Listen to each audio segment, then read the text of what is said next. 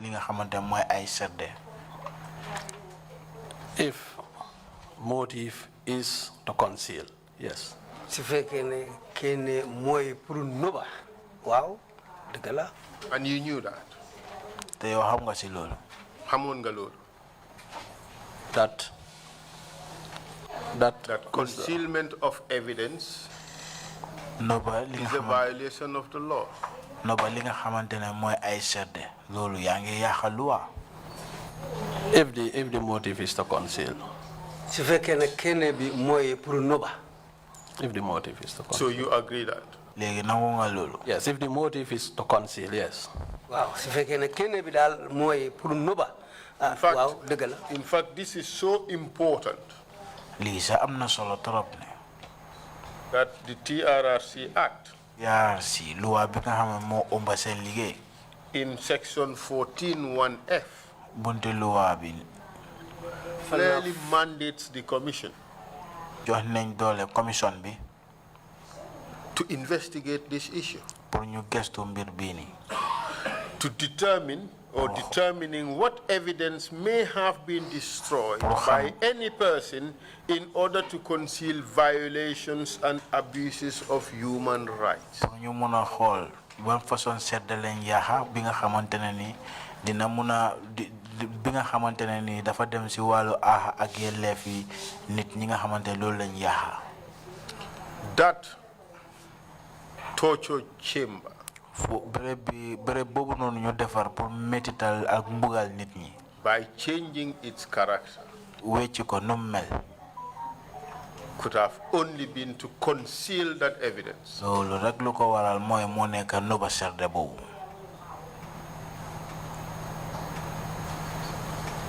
No. Did it? Lead counsel. Lead counsel. What was your purpose? lu tax nga def ko. Thank you, lead counsel. jërëjëf lead counsel. The reason why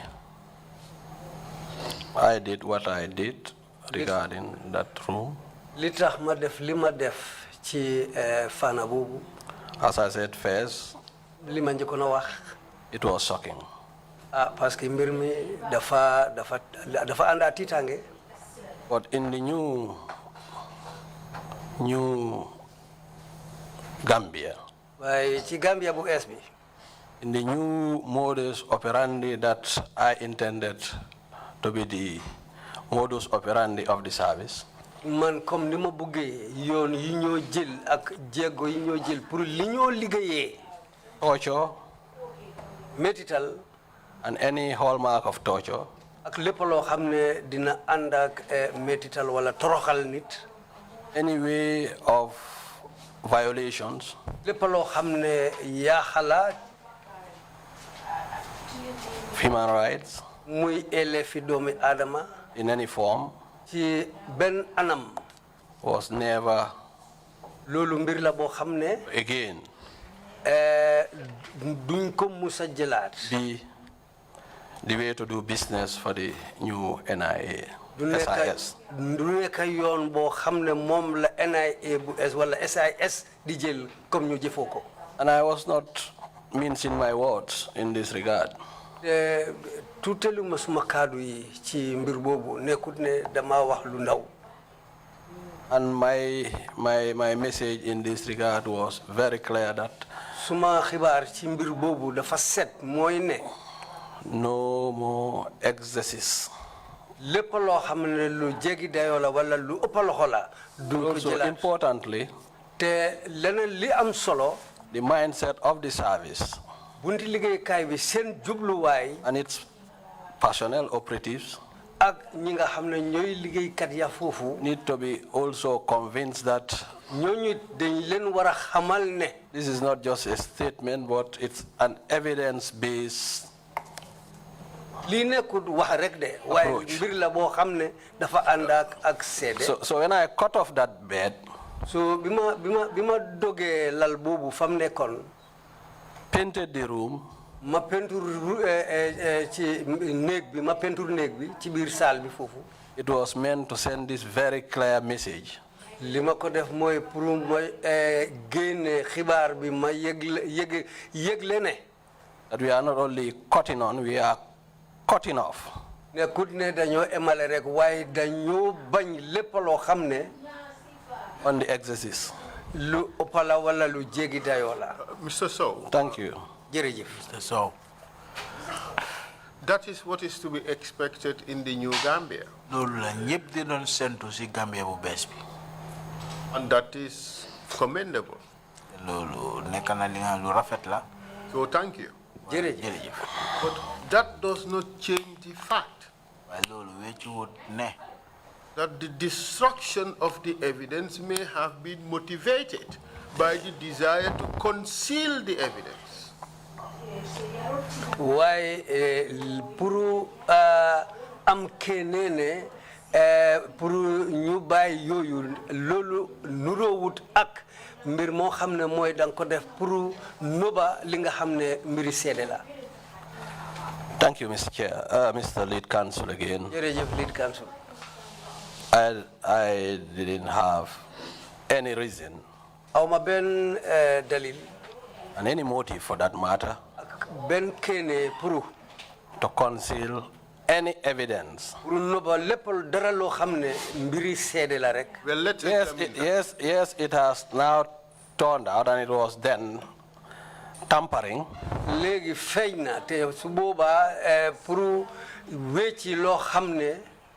But this was truly, honestly, faithfully, not by any measure or thought on my part, motivated by a reason to conceal evidence. After all, li ma def nii nekkul ne ci kaw dëgga ak xalaat bu set ak kene bu set nekkul ne dama ko def pour denca li nga xam ne mbiri seede la woon. I was 7 years out of the service. waaye bàyyi naa liggéey bi juróom-ñaari at nekkuma ci bunti liggéeykaay bi. When I was leaving that service, the final days of leaving that service, I left it as a free inmate or an arrestee. bi ma bàyyi liggéey bi waxtu boobu dafa nekk nit laa woon koo xam ne dañ ma jàppoon teg ma benn béréb ñu ñëw bàyyi ma ci anam boobu laa génnee foofu noonu laa bàyyee liggéey bi tamit. So it beats my imagination. kon dafa mbir la boo xam ne dafa ëpp suma xalaat. Come back bu ma delsi to conceal may denca evidence. li nga xam ne dañ ko war a jëfoo pour seede. Having said that, bi ma waxee loolu. if I had also meant to conceal, fekkee ne dama pare woon pour noba. probably I would not have preserved the remains kon nag ni kon du ma fa bàyyi yeneen mbir yoo xam ne. of the bed and the circles. lal bi ak yiñ doon di jëfoo di ceene nit ñi kon yooyu duma leen fa bàyyi. Okay, let's Thank you, Mr. Lead Counsel. jërëjëf lead counsel. Let's examine what you have said nañ xool li nga xamante loolu nga wax ni. to see whether it would stand scrutiny. jar na pour ñu seetaat ko. You said you were not concealing torture. nga ne nekkuloo di nëbba mbugal yi nga xam moo fa doon am. That's what you said. loolu nga wax. Correct? ndax du loolu. I was not motivated li nekkutoon suma kéene. by that act li ma def noonu pour. conceal torture. pour noba li nga xam ne mooy toroxal biñ doon di def nit ñi foofu. Mr. Sowe, the first time you ever mentioned Mr. Sowe njëlbéen yoon bi nga xamante wax nga ne. there being a torture chamber at the NIA was when you were confronted with the evidence by our investigators. nga ne jamono bi nga xamante si nga xam ne comme foofu noonu si NIA am na béréb bi nga xam ne dañ ko defar pour mbugal nit ñi yaa ngi ko soog a xamee si jamono bi nga xam ne ñun suñ gestukat yi fii ñu ñëw laaj la. When we came to the NIA, you were asked these questions. You never said that there was a torture chamber at the NIA. You never said that. Do you agree that you have never said that to us? True or false? True. You never told us that. True. You concealed that fact. Well, I didn't see it as concealment. Well, you were asked about tortures. We were asked about tortures. You pretended tortures never happened there. I don't think Mr. Lead Counsel, I don't think I pretended tortures. In fact, to use that word is I'm just being polite. Please be. Quite candid. Okay, I will.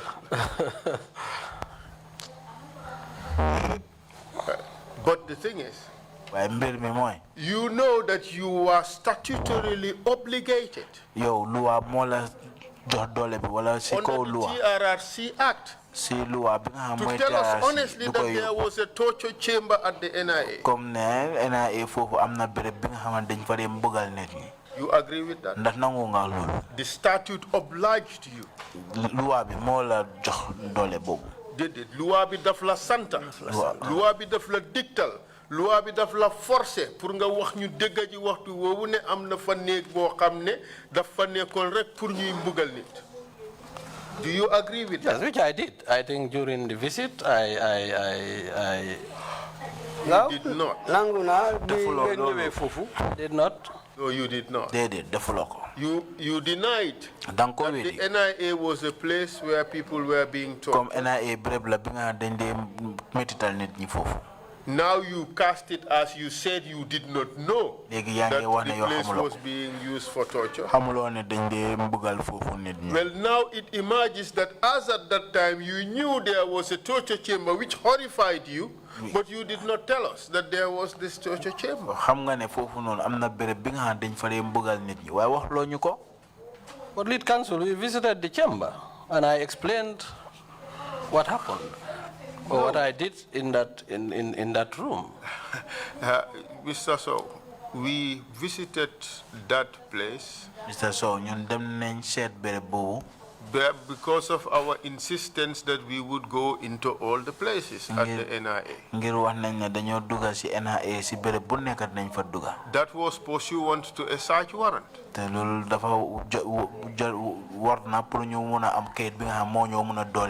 So there was no choice. But when you were asked the question, was this place used for torture? You flat out denied no. Well, thank you, Lead Counsel. Lead Counsel. That might,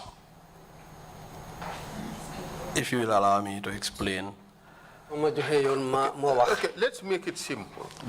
Did you ever tell the commission that there was a torture chamber at NIA?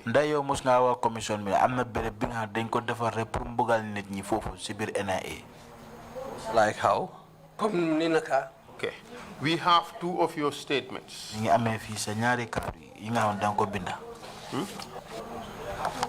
The first statement,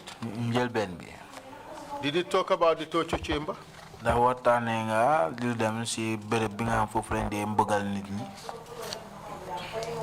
Did you talk about the torture chamber?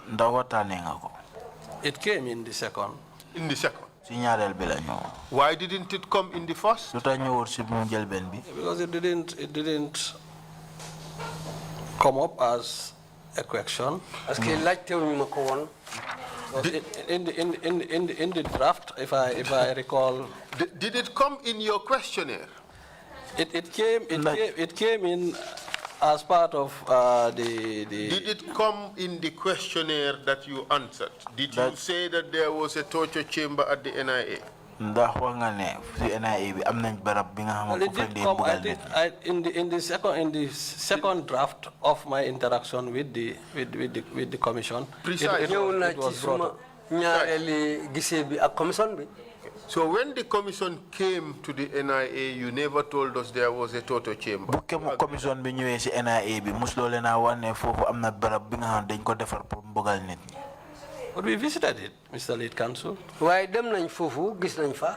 Well, Mr. Sowe, if we had gone there and we found the shackles and the bed and the red paint, we don't have to be told this was torture chamber. You agree? We wouldn't have to be told that this was a torture chamber because it's very obvious. Correct? Yes, but when we went there, we found white paint.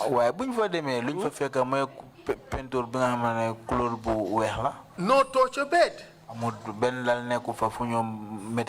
The only thing we saw was remains, stumps of shackles. That did not tell us that that place was a torture chamber at best. At best, it's just suggested that it was a place where people were sometimes detained. But you never told the commission that that place was a torture chamber. So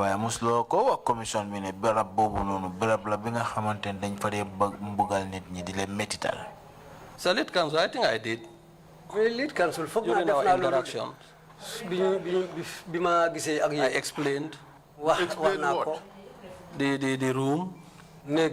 What did you say about the room? That I found a bed. Huh? That I found a bed with circles. Yes. And I painted the room and preserved the bed. But that is not enough, Mr. Sowe. Well, Mr. Lead Counsel, if that's you never told the commission that that was a torture chamber. Do you agree you never said that? Lead Counsel, if so, I agree. Good. Lead Counsel, look, this is an investigation. And the more truthful the witnesses are, the easier the investigations would be. If you had told us that this is a torture chamber, these were all the gadgets in it, we would not have spent time questioning you whether they used to torture at the NIA or not. You agree? Yeah.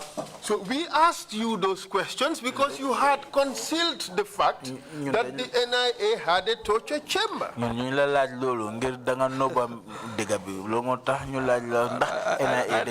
have concealed,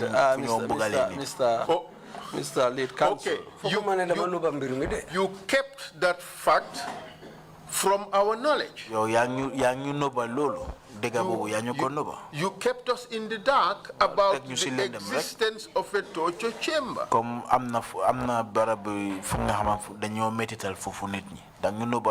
don't think I kept you in the dark. I think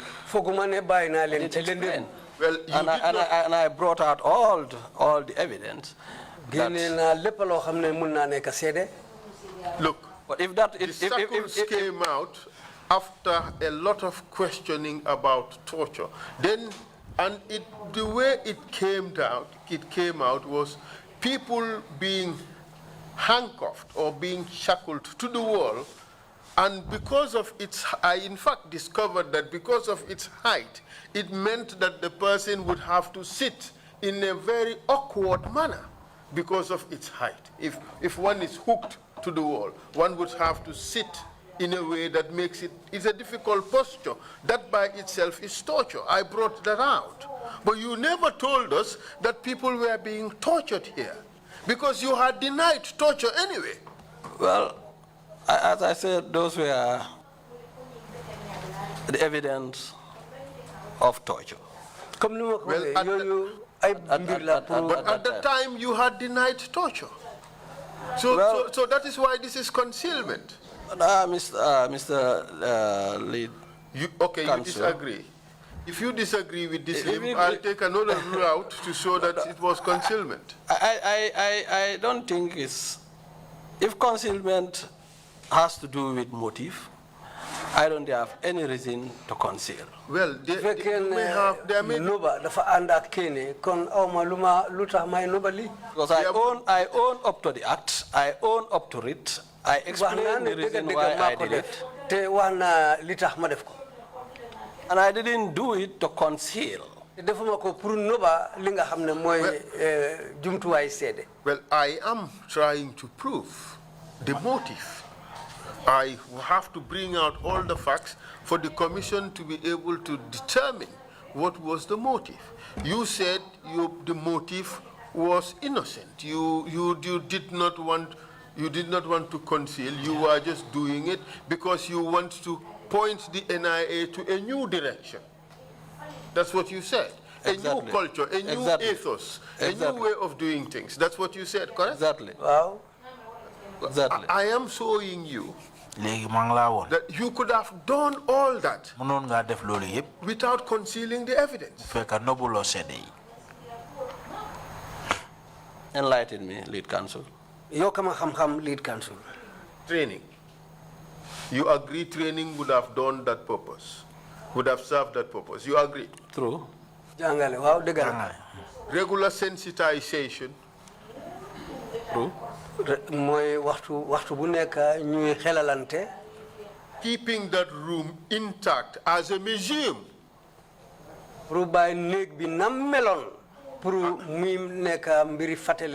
To serve as a reminder to everybody that this is where our brothers and sisters were brutalized consistently by this organization that we so badly want to change for a future of Gambia.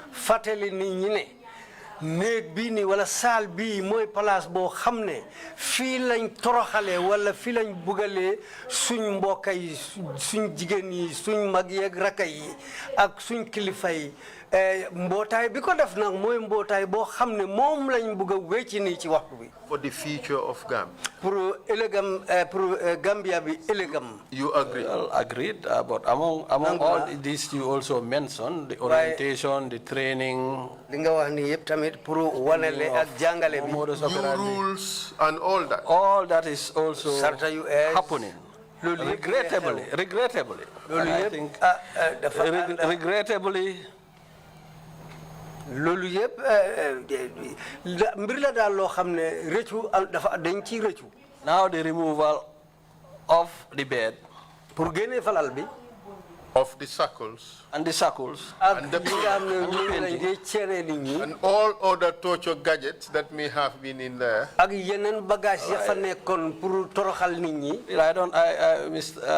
Lead Counsel, I didn't see apart from these items the hard bed like this.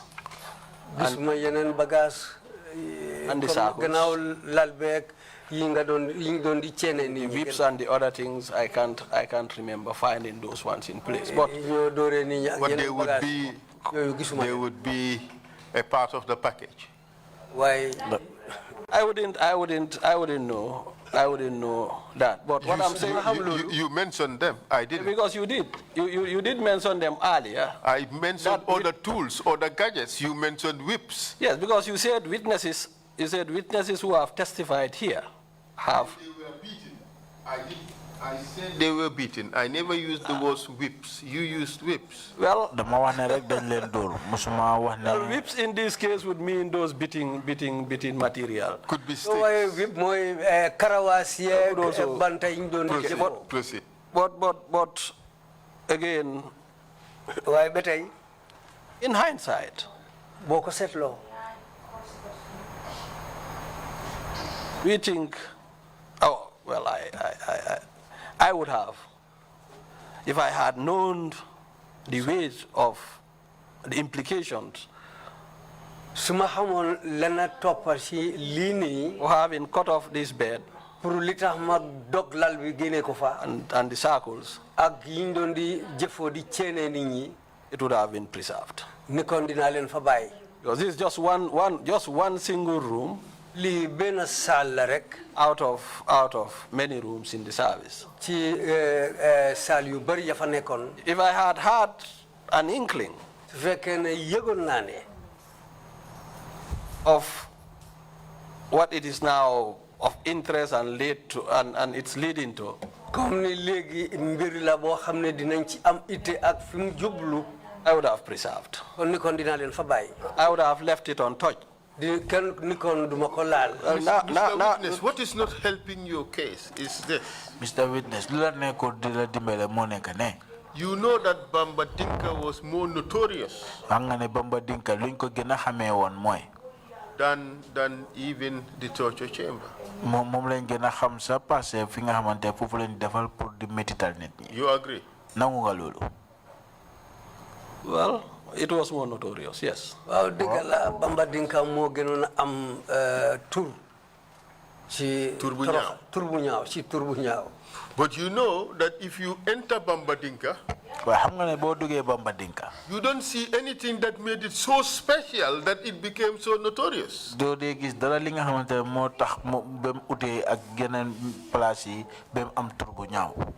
You agree?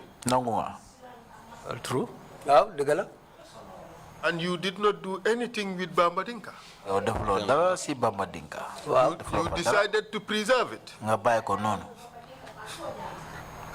Yet the place, with all the torture paraphernalia,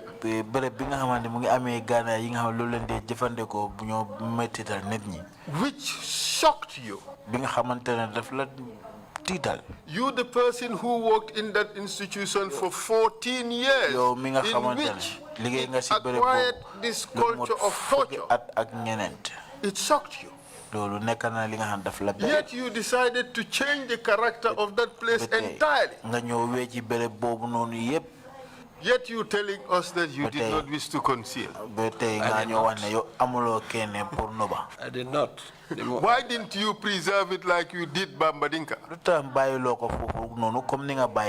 Well, as I said, the timing, this, as soon as I saw it, But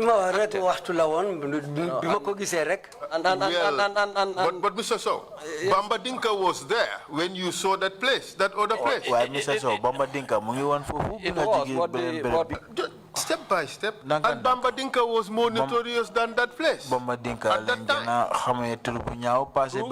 You left Bamba Dinka because there was nothing you could touch about it. There was nothing you could do about it. There was nothing to conceal in Bamba Dinka. You touched the other place because there was everything to conceal. Solid council, I didn't touch it to conceal. You touch it to disappear the evidence. Touch it to disappear the evidence either. Not with the motive to disappear the evidence. But you did disappear it. Why real now? I didn't disappear the evidence I found there. The bed, there, circles,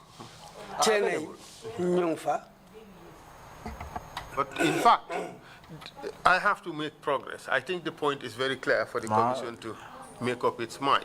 But it was not only those places that were tampered with. The NIA had other detention houses dotted around the country.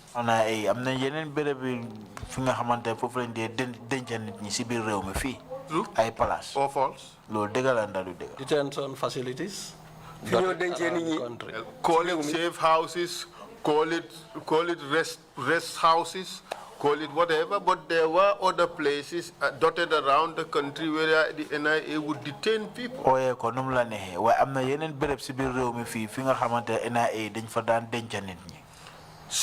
One may even be next to my house and I wouldn't know it's a detention center for the NIA. But that's true, Mr. Sowe. Well, I didn't know them to be detention centers when I was. So you gave us a list of these detention. Okay, let me not call them centers. Safe houses. But this is what I say. Call them whatever you want. Sangaragek, Yebla Mandilarek. It's the same thing. Call it whatever you want. These were places where people were detained. True or false? Well, it turned out to be true. Did it turn out to be true, or was it in fact true that these places were places where people were detained? If we play with words, I just wish to probably explain. Yes. Like what now obtains to be detention facilities. We're not talking about now. Well, for instance, then, from my knowledge about these places. Okay, let me make it easier. Did the NIA have other facilities outside the NIA premises where it would detain people? That NIA berep yi nga xamantene ni dañoo yóbbu fofu nit ñi di leen fa denca mu uté seen berep bu mag bi. Yes. Wow. You had in Joshua. Am nga Joshua. Yes. Wow. You had in Brusubi. Am nga Brusubi. Yes. Wow. Bijilo.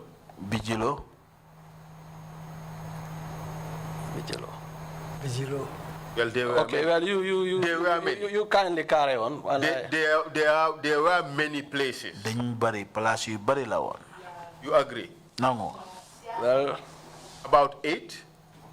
I agree. Okay. Well, if you want, can I explain? Yes, please, go ahead. The places that turned out to be detention centers. When I was in the NIA before I came back, were safe houses. Safe house You know what this is? Yes, Mr. Lead Counsel. It is a safe house. Yes, or a detention place, depending on the purpose to which the person taken there is placed there. If you have a witness you want to protect, and you put the person there and the person is free to do things, it's a safe house. But if a person is there, hooked up on a chain, and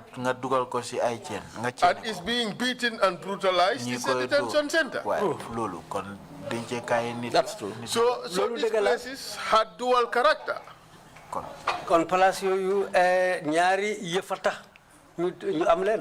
So, and the shackles in those places had been removed.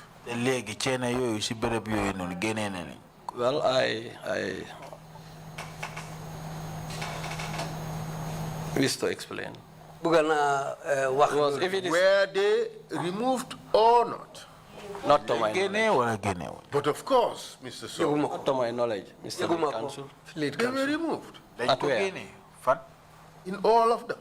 Not to my knowledge. When I took over. But who could have ordered their removal?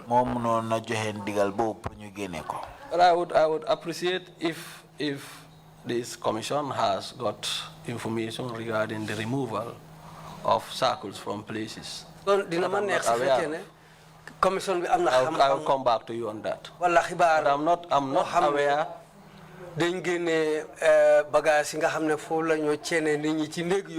Since my assumption of office, of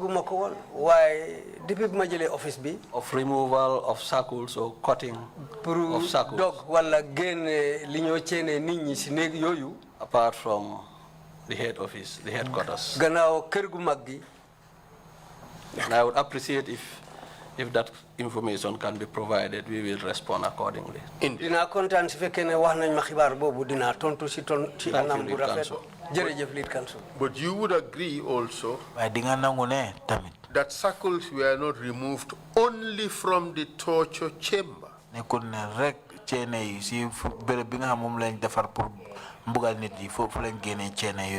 the only place I'm aware of. I'll have to check the record again on this particular issue. naa xoolaat luñ binda ba pare ma mën a toog wax. But apart from this waaye bu fa lii jógee concealment, di noba there's been other concealment. am na yeneen noba yi nga xamante ne mu ngi doon am. You were head of investigation yaa jiite li nga xamante mooy wàllu gestu bi. sometime in 2004, correct? si atum 2004. Correct? Well, until which time in 2004? Because I was there until. I'm just saying sometime in 2004. Yes, I was. 2004. Wow. And you know that the commission has been investigating illegal detentions in the NIA. te xam nga ne commission bi ñu doon def seen gestu si nit ñi nga xamante ñu leen doon téye di leen denc te jaarul si loi. Correct. Wow. And you know there is a way to determine whether there is record of a person having been illegally detained at the NIA. xam nga ne bindu am na bi nga xamante ne mooy wone ki nga xamante ne denc nañ ko te jaaraluñ ko si loi. And that would be the detention register. te loolu dina nekk book bi nga xamante ne foofu lañ dee bindoo seen tur yi. dëgg la. Where is the detention register for the period in which you were head of investigations? na book boobu noonu nga xamante ne foofu ngeen dee binda tur ñi nga xamante ne ñooñu ngeen dee denc foofu noonu depuis si jamono bi nga xam yaa ngi doon liggéey foofu. Well, all we had in our possession, li nga xam ne moom lañ amee nii léegi on the request of the TRRC, because TRRC laajte was handed to the TRRC. jox nañ ko TRRC. Mr. Sowe, you see, if we would have had the detention register for 2004, su fekkoon ne Mr. Sowe ñu ngi amee woon book boobu noonu nga xam ne foofu lañ binda turi nit ñu jàppoon si atum 2004. we would have been able to see those who were unlawfully detained during your time as head of investigation. dinañ doon mun a gis nit ñi nga xamante ne ñu denc nañ leen foofu te jaarul si yoon si atum 2004. You agree with that? ndax di nga nangu loolu. waaw. But that book has disappeared. waaye book boobu réel na. I'm not aware of that. yëguma loolu de. But you are aware of what you gave us. waaye yow yëg nga li ñu jox. Yes, we are aware of what we gave you. waaw yëg nañ liñ leen jox. And what you gave us did not include 2004. te li ngeen ñu jox bokkut si li nga xam moo am 2004. Could be. mun naa am. It's not could be. mun naa bul wax ne mun naa am. That is what obtained. loolu moo am. waaw. So why is that the case? mu mel noonu. Why did it disappear? I don't think it disappeared. foog ma ne dafa réer de. Well, if it hasn't disappeared, then produce it. Well, I think what we could find was what was provided. foog naa liñ mun a teg loxo moom lañ joxe. But don't you find it convenient that the book that would have showed the illegal detentions under your watch are the ones to disappear? Well, ndax li itewut la. book bi nga xam ne mooy wane nit ñi jàppoon dencaleen waxtu bi nga fa nekkee njiit book yooyu ñoo réer. I don't find that convenient. I have operated. Isn't that consistent with the theory of concealment? ndax loolu àndut ak li nga xam ne mooy xam-xam bu ànda li ñoo wax pour noba dara. No, Mr. Late Counsel, with all respect. I'm saying, is it not consistent with? I am not saying it is conclusive proof that you hit the evidence. I am saying it is consistent with the theory of evidence being hidden. waxuma ne dang ko noba waaye ma ngi wax ne loolu ndax nuroowut ak anam bu mel ni ne dafa am luñ denca wala luñ noba waxuma ne de dang ko dem noba de. waxuma ne yaa ko noba de waaye xeeñ na ne affaire bi dañ ko noba. buñ ko nobee tamit Lead Counsel, I'm not aware of it being hidden. If it has been hidden, Lead Counsel, then I was not aware of it. Well, this is a period that concerns the time you are head of investigations. And it could have revealed the unlawful detentions under your watch. Li mu ngi am ak waxtu boo xam ne yaa nekkoon njiit foofu te su fekkee ne bu boobu amoon nañ ko dinañ xam niñ jàppoon ak ñiñ fa dencoon ci waxtu boobu. di wax ci anam boo xam ne ànduta loi. waaw. And you are responsible for giving this material to us. te yow yaa ñu war a jox téere yooyu. And it has disappeared. téere bi day réer na. Okay, let's say it is not among those that you have given us.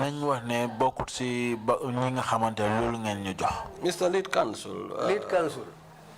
Really, this is news to me. Li xibaar la ci man.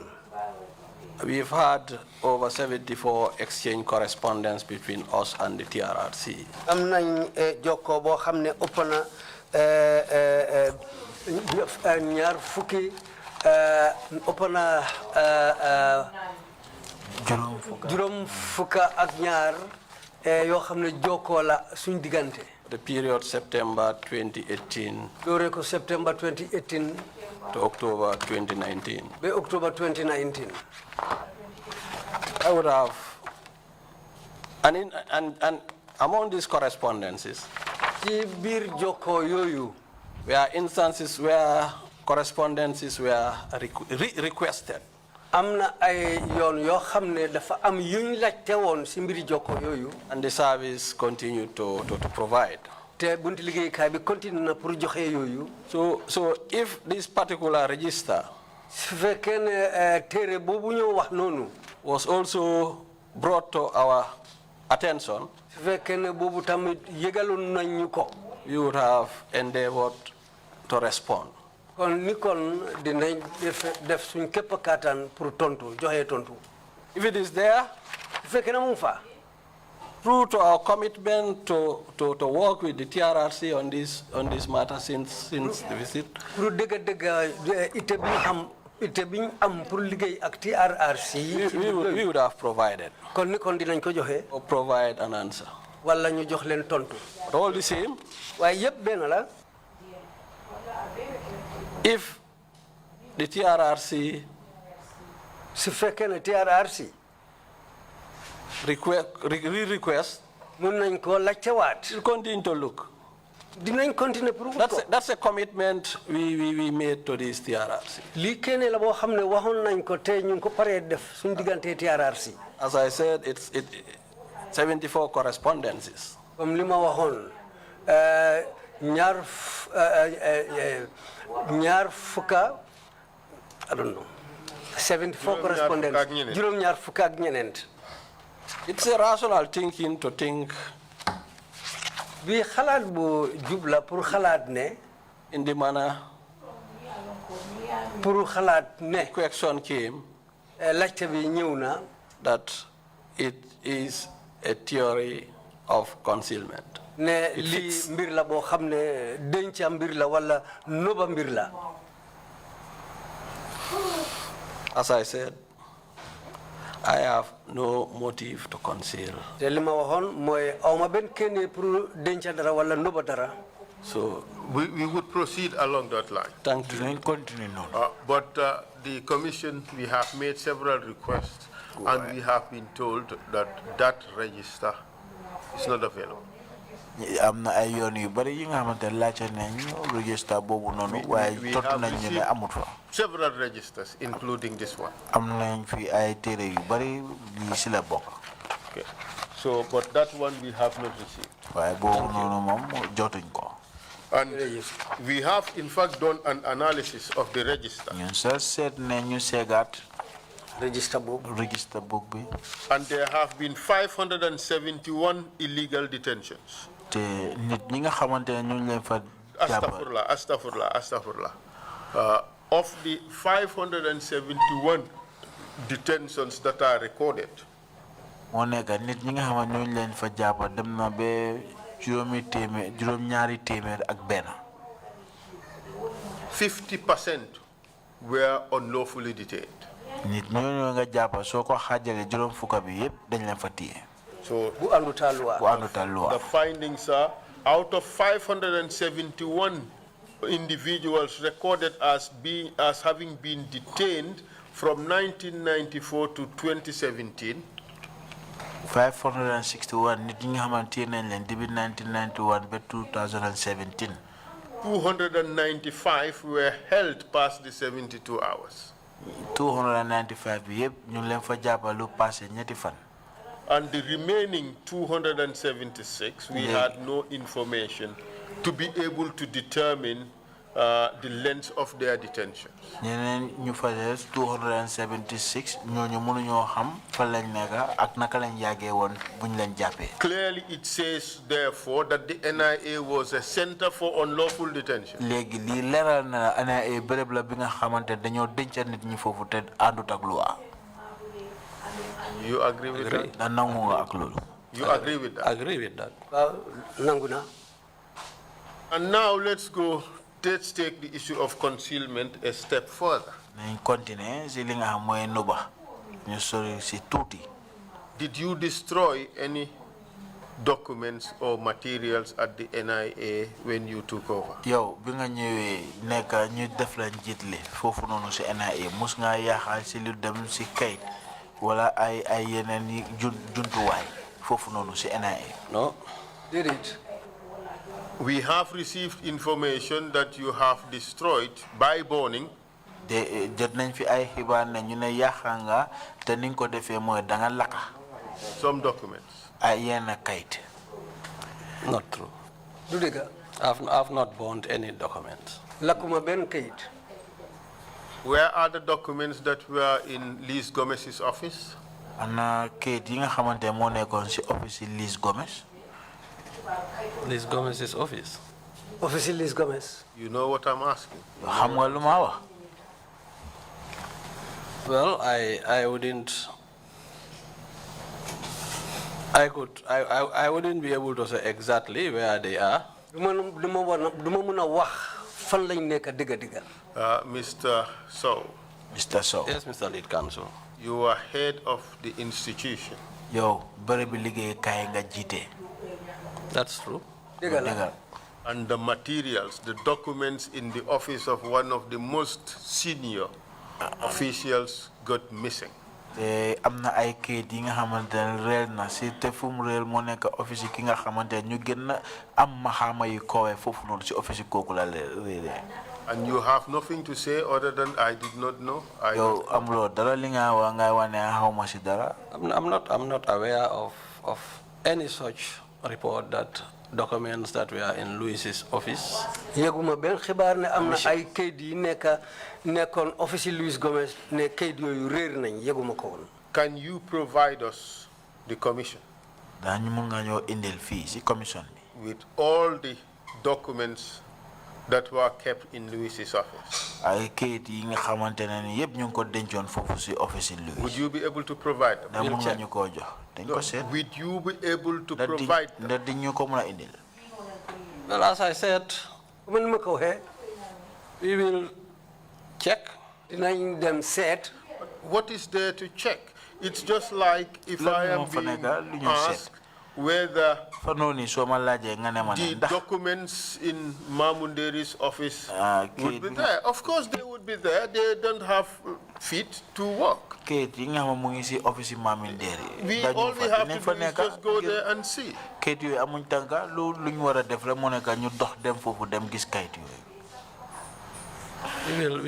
will check. You are not sure? I'm not sure where those. Because when I came in, Louis was not in office. Where was he?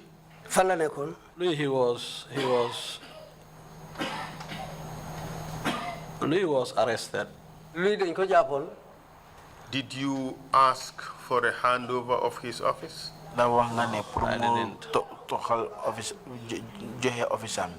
Kindly let me check, because kindly let me check and be sure if anything I'll provide.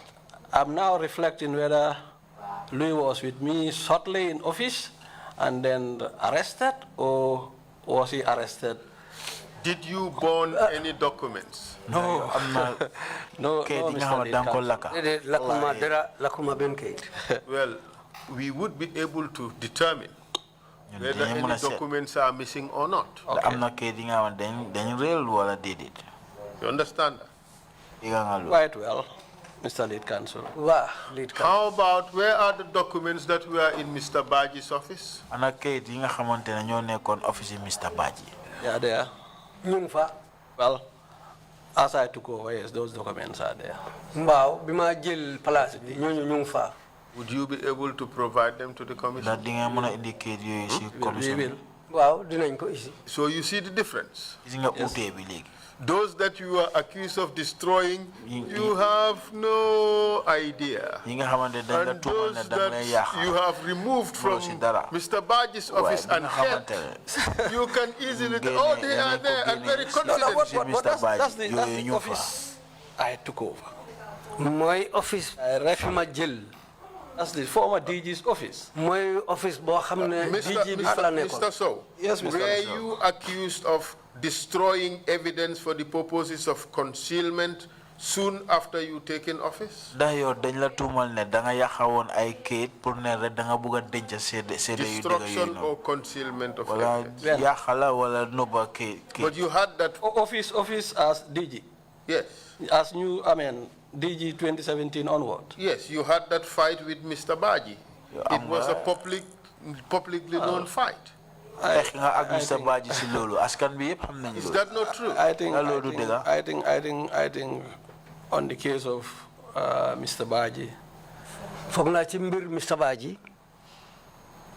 he's a fine young man who needs. I don't want to get into all that, and I don't want to use this as a forum to deal with those issues. Okay? All I want to allude is the fact that you were publicly advised against tampering with the evidence at the NIA, but notwithstanding all those calls that were made publicly, you went ahead and gave these 8 contracts to Jigo & Co., which fundamentally changed the character of the NIA to the extent that all the things that could have helped this commission for the purposes of determining torture disappeared.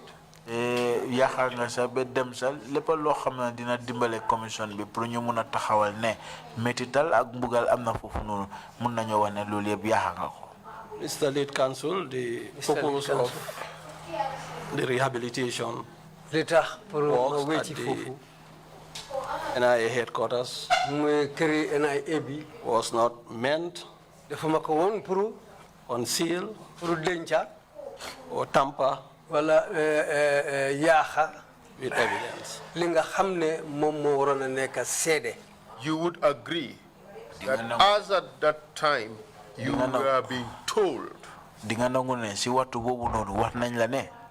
that the evidence should not disappear, that you should leave the character of that premises untouched, it would amount to concealment or destruction of evidence. Are you disputing that you've been given that advice at that time? I think I would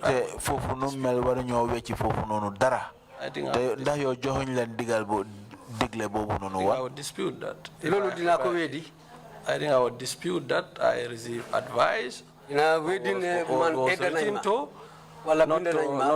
to rehabilitate and work on this service. If I had, I would have heeded advice. Mr. Baji was one of your legal advisors. Or was supposed to be one of your legal advisors. True or false? True. True. He said he had advised against altering the character of some of the places in NIA because this was evidence. ngir bu laal béréb bi nga xamante ne ni am na yenn béréb yi nga war na la bu fa laal ngir yooyu ay seede yu dëggu la béréb yooyu. You dispute that? I don't remember. mënuma ko fàttaleku. You see, it's convenient to say. I think when it comes to Baji, with all, as I said, all respect to him. foog naa su ñëwee ci mbir Baji ak respect ma am pour moom. It's.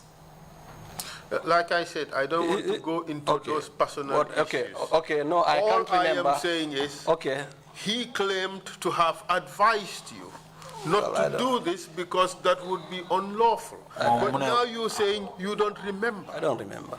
Baji advised. fàttalewuma ko. I have no further questions, Mr. Chair. Mr. Chair, after all, what can you do with I can't remember. I'll leave it at that. And the commission would look at the documents about your public fight with Mr. Baji, especially as it relates to this issue of destruction of material. But I would ask the commission to make an order that tomorrow all the materials that were in Mr. Lee's office be surrendered to the commission. In fact, perhaps maybe the best thing to do would be to order that as of 5:30 today, the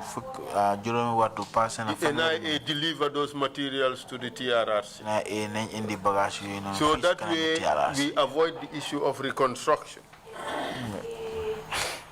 So 5:30, this is a request that 5:30 today, that the NIA delivers all the material that were in Mr. Lee's office to the investigators of the TRRC. NIA. Agena walas NIA bepa kayit yi nga xamante mu ngi nekk ci office Mr. Lee nañ ko indi fii ci kanami TRRC bi.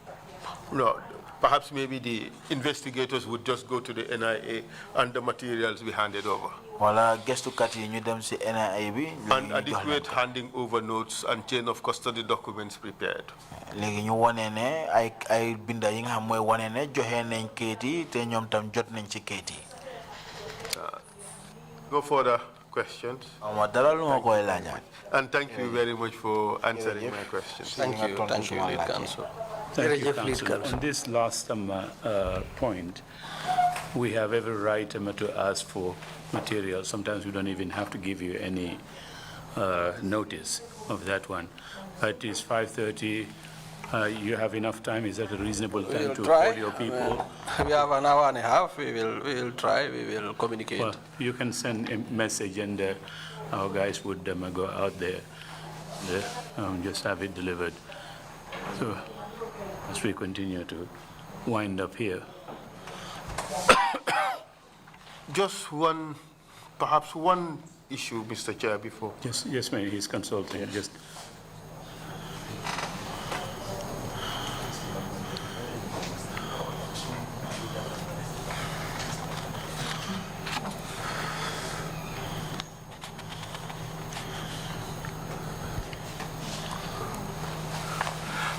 Thank you. Mr. Sowe, as far as you know, yes, Lead Counsel, as far as you have been informed as DG NIA, Mr. Sowe, comme yo nuñ la ko yegale comme ko yaay njiitli fofu ci NIA bi.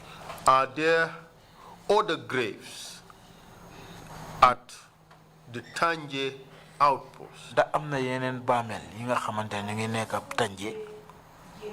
Other than the exhumed grave of Mr. Solo Sande. Bu passé ci jamono bi nga xamantene ñu ngi génné sulliwaat Solo Sande ci bamelam. No, Lead Counsel.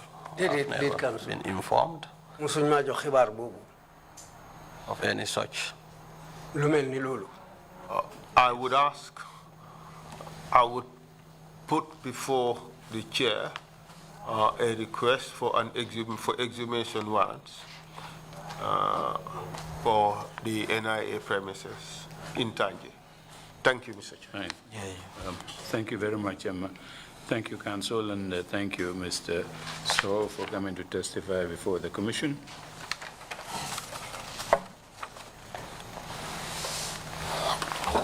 Interpreters there? Jerejef, lead counsel, Jerejef, Mr. Sowe, pro linga nangu pro ñew joxe sa kaddu fi nga nek sédé. I have one or two quick questions. Dama am benn be ñaari laaj lu ma la bëgg laaj. You have a collection of statements signed by detainees. Yo they appear before and also before they appear before panels at NIA. Ndax yow yaa ngi amee wala dajale nga li nga xamante mooy seede yi kayit yi nga xamante ne ñu ngi jiyee foofu noonu si NIA bi seen kàddu yi nga xam moom lañ dee joxe ñu ko dee binda balaa ñoo teew si kanami panel bi. Whether NIA has a collection of statements, whether or not they were voluntary or coerced, from witnesses that had been detained or detainees that were at NIA. Do you have a collection of those statements? I think there should be some collection of them. From this 571, I believe Council had referred to detainees there. If we can get, anyway, Council, you want to intervene here first? You know more about this with the investigators unit. I want to say that we have some of those files, but we have perhaps some of the more high profile or the more interesting ones. The rest we do not have. And the ones that you have not coerced, the voluntary statements, or you making the determination at some point? It is difficult to say. Yeah. It is difficult to say, but I do know that we have some of them. If you wish, we have we have the list of materials here. We have received from the NIA, and some of them are indeed case files. Yeah. But not all the case files. And I doubt whether the NIA has maintained case files for all cases that have come before them. But we do. I can send you the list. You can take a look at it. But we do have a number of statements, including a number of case files. Yeah. What I have in mind is the final report of the TRRC that we're going to be preparing, that at some point there would probably be a category or a section in that report producing statements that detainees or have signed, and whether or not these were coerced or voluntary. The ones for which evidence has have come out in the commission to have been as a result of coercion, most of them would have been with the court, because these are cases that went to court, and the statements were tendered in court, except if the commission is minded to order that we obtain those documents from the court. There may be others where statements were actually given. They were as a result of coercion. We may not know it because we haven't called witnesses on those particular issues. So that. Yeah. But there are some we should be able to produce. Take for instance, Chilaba Samate said that he was tortured to give the statements that he gave. We have copies of the statements. So it's in the case file. We can refer to them if need be. But there are examples of that we have. Fine. But you and I, we will continue with that on our side. What I wanted from the NIA side is that we get a collection of these statements there, but we'll look into that. The second question I have, Mr. Sowe, Mr. Sowe, is would there be any evidence in your service, as you call it, concerning babies that were brought from the Victoria Hospital to the NIA, some alive and some not alive, in boxes there, when one of the witnesses, I believe it was Samate, testified to that effect. Would there be any materials, reports saying babies arrived here alive in boxes, and whatever details they would have? Just want to make sure that what the witness testified to here can be corroborated from evidence within NIA.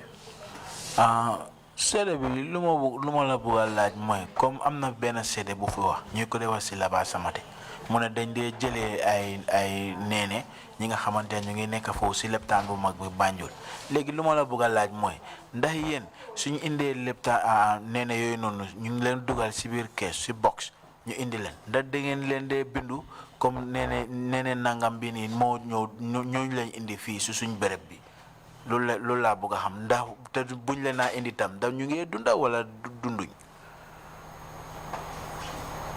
Thank you, Mr. Chair. jërëjëf Mr. Chairman. We have no such record. Loolu amuñ ko luñ binda loolu daal loolu amuñ ko. Of babies. Pour ne isi nañ fa ay liir. To the service or to the NIA. Nothing in my possession in that regard. Si kaw loolu awma benn kayit bu jublu si mbir moomu ne isi nañ fa ay liir. So we cannot receive any assistance from NIA on that, or except to say we don't know anything about what the witness testified to here. Léegi dafa noonu duñ mën a am benn dimbal su lu dem si loolu comme que seede bi ñëw na fii ba mu wax fii loolu. Well, Mr. Chair. Mr. Chairman. I have never come across any such information. Fasama xibaar boobu musuma koo dégga wala musuma koo jot. And when it also came up, te su ñëwee tamit, it didn't appear anywhere that such babies were ever brought to the NIA. feeñut fen ne isi nañ liir yu mel noonu NIA. But all the same, waaye yëpp benn bi la. if you will permit, su fekkee ne di ñu bàyyi. with your now request, ak li nga ko laajte nii léegi. we will find out. dinañ dem gëstu si loolu. and provide an answer. ba pare ñu tontu leen. by tomorrow. bu soobee yàlla ëllëg. whether it exists or not. su fekkee ne lu am la wala lu amut la.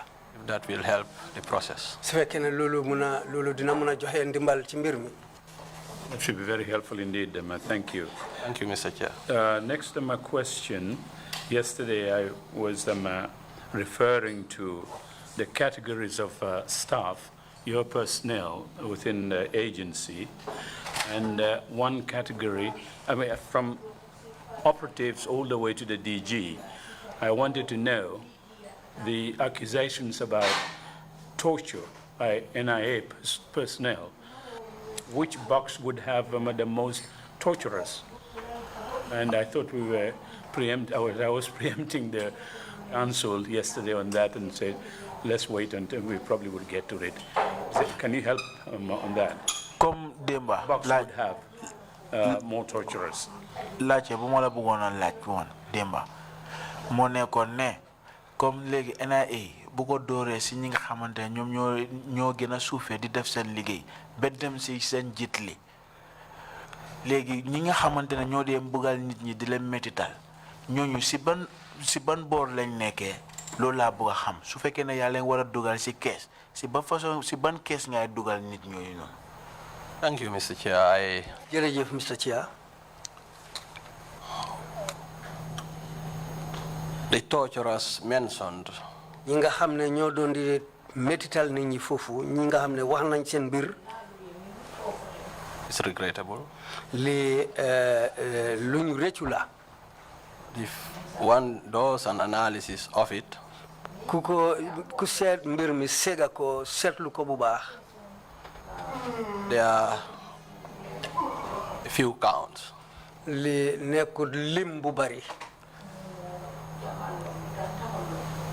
The mentions that have been made here wax yi ñu fi wax noonu ñi nga xam ne wax nañ seen mbir people in positions of command ñi nga xam ne nekk nañ ci ay place yoo nga xam ne place yi njiit lañ have been mentioned. am nañ ñi nga xam ne tudda nañ leen People in director offices ñi nga xam ne ñu ngi ci place yi directeur and junior officers as well ak ñi nga xam ne tamit ndaw lañ ci bunti liggéeykaay bi have been mentioned ñooñu yëpp wax nañ leen in that category. ci fànna boobu However, if you will permit me, Mr. Chair, su fekkee ne di ma may yoon Mr. Chair close analysis of those mentioned pour seetlu boo xam ne mooy seetlu bu baax a baax ñi nga xam ne tuddal nañ leen noonu so that wane na ne repeated names were mentioned. ñi nga xam ne bokk nañ ci nit lañ ñoo nga xam ne tuddal nañ leen ci ay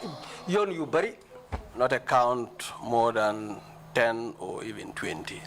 duñ passé ñu dem ba fukka wala ba ñu dem ba ñaar fukka du passé loolu Unfortunately, waaye ci anam boo xam ne ni mel noonu these have come to represent the hundreds of other noble officers ñii nag ñëw nañ nekk ay nit ñoo xam ne seen mbir tax na yeneen liggéeykat ñi nga xam ne dem nañ ba ay téeméer boole nañ leen ci professional officers ñi nga xam ne xam nañ seen liggéey jàng nañ bi am xam-xam bi who spend their day and night ñi nga xam ne seen liggéey bi guddeeg bëccëg working in the intelligence, ñu ngi liggéey ci bunti xam-xam bu xóot boobu the national security, peace and development of this country. pour réew mi kaaraangeem pour jaama des fii ak ñu dem kanam So coming back to your question, pour ñëw ci sa laajte bi the category of those mentioned ñi nga xam ne tudda nañ leen noonu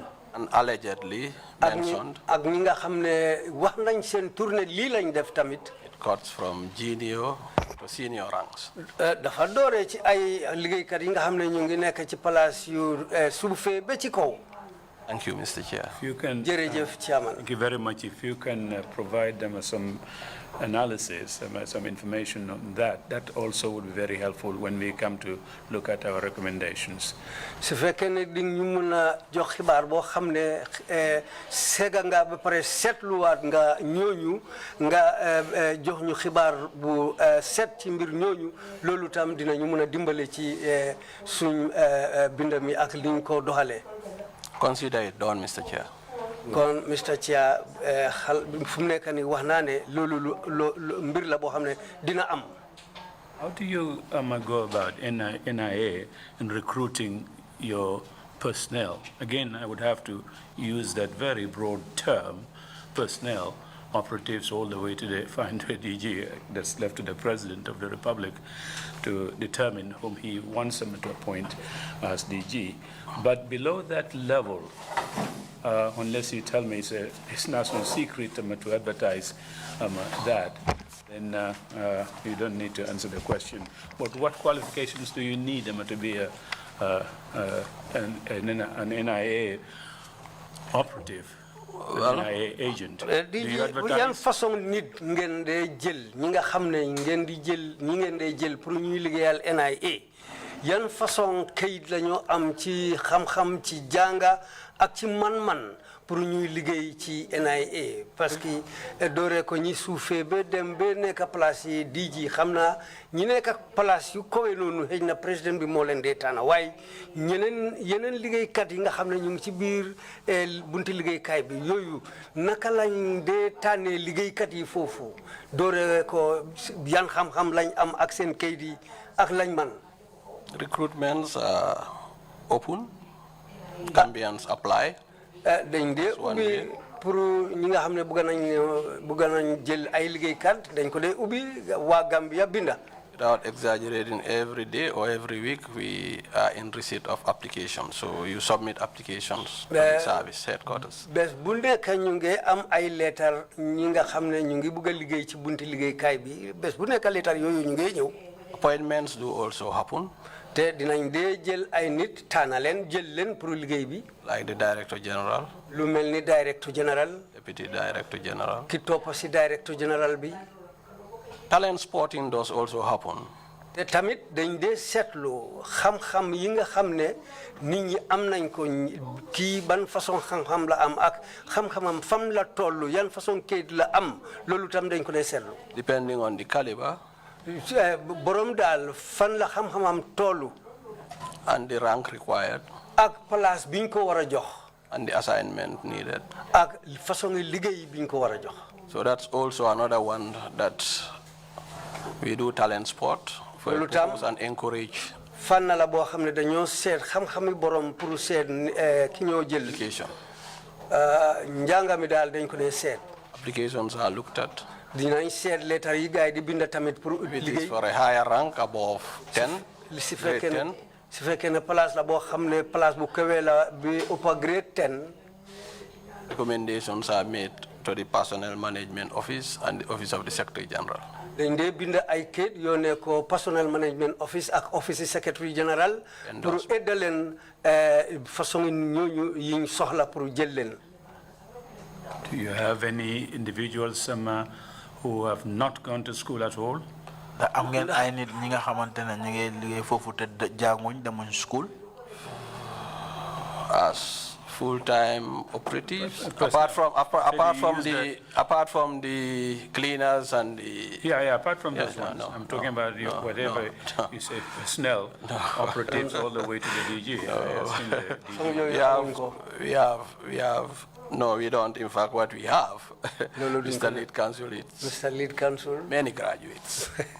Am na ñu bari ñi nga xam ne jàng nañ ba am ay maxaama ci xam-xam am maxaama yu koyowee ci xam-xam. As we speak, ni ñu waxtaanee nii. The management. Bunti liggéeykaay bi ñi nga xam ne ñoo yoree bunta yi. Has more than 10 masters holders. Am na ñi nga xam ne ëpp nañ fukki nit ñi nga xam ne ñu ngi amee maxaama masters. And as we speak, comme ni ñoo waxee ni léegi. We have more than 10 people pursuing those similar trainings of postgraduate. Am na ñi nga xam ne ëpp nañ fukki nit ñi nga xam ne ñu ngi jàng fu mu nekk nii pour am maxaama yooyu nga xam ne mooy place yi masters. That by 2023. Balaa ñoo wax at boo xam ne 2023. You would have churned out more than 10 masters. Dinañ am liggéeykat yoo xam ne dinañ am masters ñi nga xam ne ëpp nañ fukki nit. The BScs, the lower and other trainings are also en masse. Maxaama yi nga xam ne mooy BSc ak yeneen place yi nga xam ne dañ yàlla suufee dañ nekk ci ron masters ñooñu tam ñu ngi jànga. Professional training in other professional institutes is ongoing.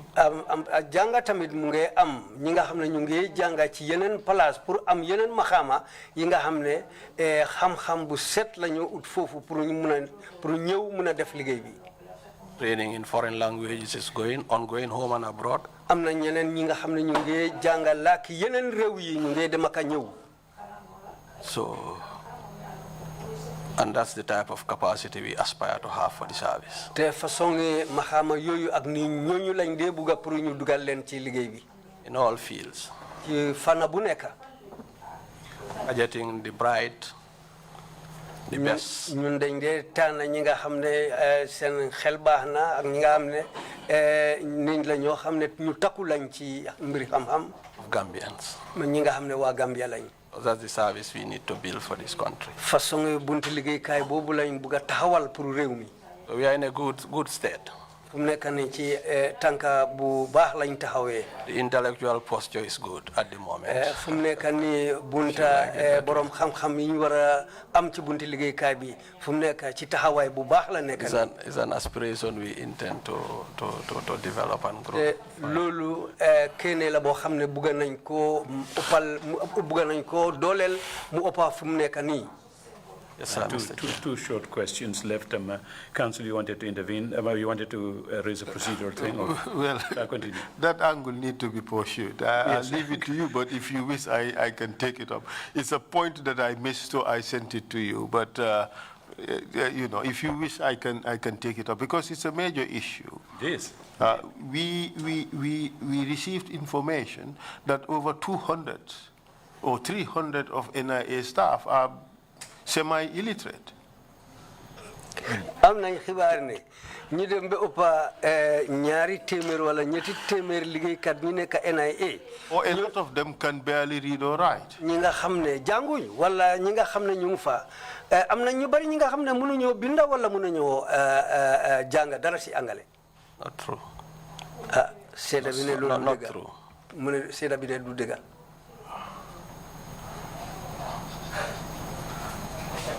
Is it just an exaggeration? Or all the staff you have, they can read and write?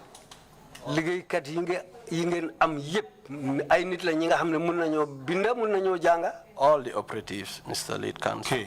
liggéeykat ya fa nekk yëpp jàng nañ te dinañ mën a binda. All the operatives. Well, What is your definition of operative? the intelligence officers. mooy ñi nga xam ne ñu ngi ci bunti liggéeykaay bi. The operatives working in headquarters, the operatives working across the country. Yes, but to be an intelligence officer, perhaps maybe in the hierarchy that is a bit high, isn't it? lu nekk intelligence officer mooy ñi nga xam ne am nañ pexe ak xam-xam ak man-man pour mun a topp ay How mbir. about those at the lower level? ñi nga xam ne ñu ngi ci place yi suufee nag. Because the information we receive, parce que xibaar bi ñu am. the former DG, dafa I nekkoon don't di know him, I've never seen him. xaw ma ko musuma koo gis. I had was Form 4 certificate. dégg naa Form 4 la am. And that, well, the rest, a lot of them were not so educated. te gannaaw loolu ñu bëree fa wax nañ ne seen xam-xam xóotut. If you could give us a breakdown. su fekkee ne di ñu mun a setalal loolu daal.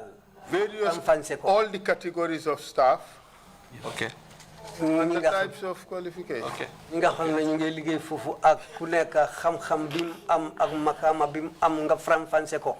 For me, the most important reason is the why that particular situation. man li gën a am solo ci man lu tax ñu éega ci nekk ci anam boobu.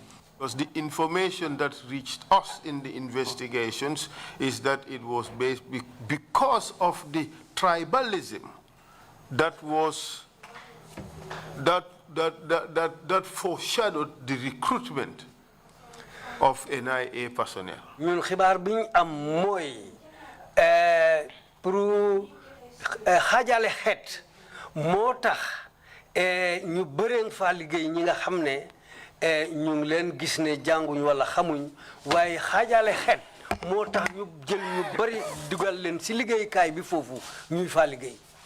We'll provide a breakdown. bu soobee yàlla dinañ leen jox kayit boo xam ne fala ñoo binda mbiri ñooñu. Remember, we have the staffing table. ma fàttali na ne We'll give you the breakdown. We'll give you. dinañ leen jox kayit. I don't think his staffing table would include the agents. But what was your reply to Council's question about your definition of operatives? lu sa tontu bi council laajte noonu. I think first and foremost, every intelligence foog naa njëlbeen képp koo xam ne dinañ ko ooyee intelligence officer. everyone serving in the intelligence service képp koo xam ne mu ngi liggéey si bunta boobu. is an intelligence officer. Intelligence officer la. The operatives would usually be the operatives on the ground. liggéeykat yi nga xam ne nañ fa nekk tamit ñooñu ñooy nekk liggéeykat yi nga xam ne ñu ngi ci suuf. But it's also synonymous with intelligence officers. Why So better- you can juxtapose, if I may borrow lead council's words. If you can use them interchangeably. But yes, so the operatives can be deployed can be our operatives, can be our staff across the country, can be our personnel across the country. And I consider myself an intelligence officer. You're an operative. I could be an operative on circumstances, yes. So Bindans and cooks are not operatives. Well, they could be operatives. They are staff. Mbindani cannot not operative. No. Okay, fine. Anyway, one last question before I turn to you, Commissioner Sama. Sorry, we're just pursuing these things. What exactly is the genesis of Bamba Dinka? Bamba Dinka, diga. Lanay xibar bo xamne mo aju ci mbiram. It remains a mystery to be able to pinpoint why the name Bamba Dinka. Dafa des rek ci mbir bo xamne lutax sax ñu tuddé ko Bamba Dinka. But certainly the name connotes waaye day tur bi lim firi mooy a cell la boo xam ne that where situations are very unpleasant. place la boo xam ne mbir yi dee dox foofu mbir yu métti la. And to the extent that dem na ba àgga ci place boo xam ne. Some people even think there are crocodile ponds around the Bamba Dinka. ñu bari sax dem nañ ba foog ne dafa am ay place yi jësit yi nekk boori Bamba Dinka. Which is far from. li nga xam ne loolu amut dafa sori loolu. Well, it's not just the nomenclature that I'm after. Function as well. You just touched on that. Can you elaborate a little bit on the functional part of that? Bamba Dinka is lima la ci tamit moy nekut ne tour bi rek waye la fa dox lolu tam bëgg na ko xam.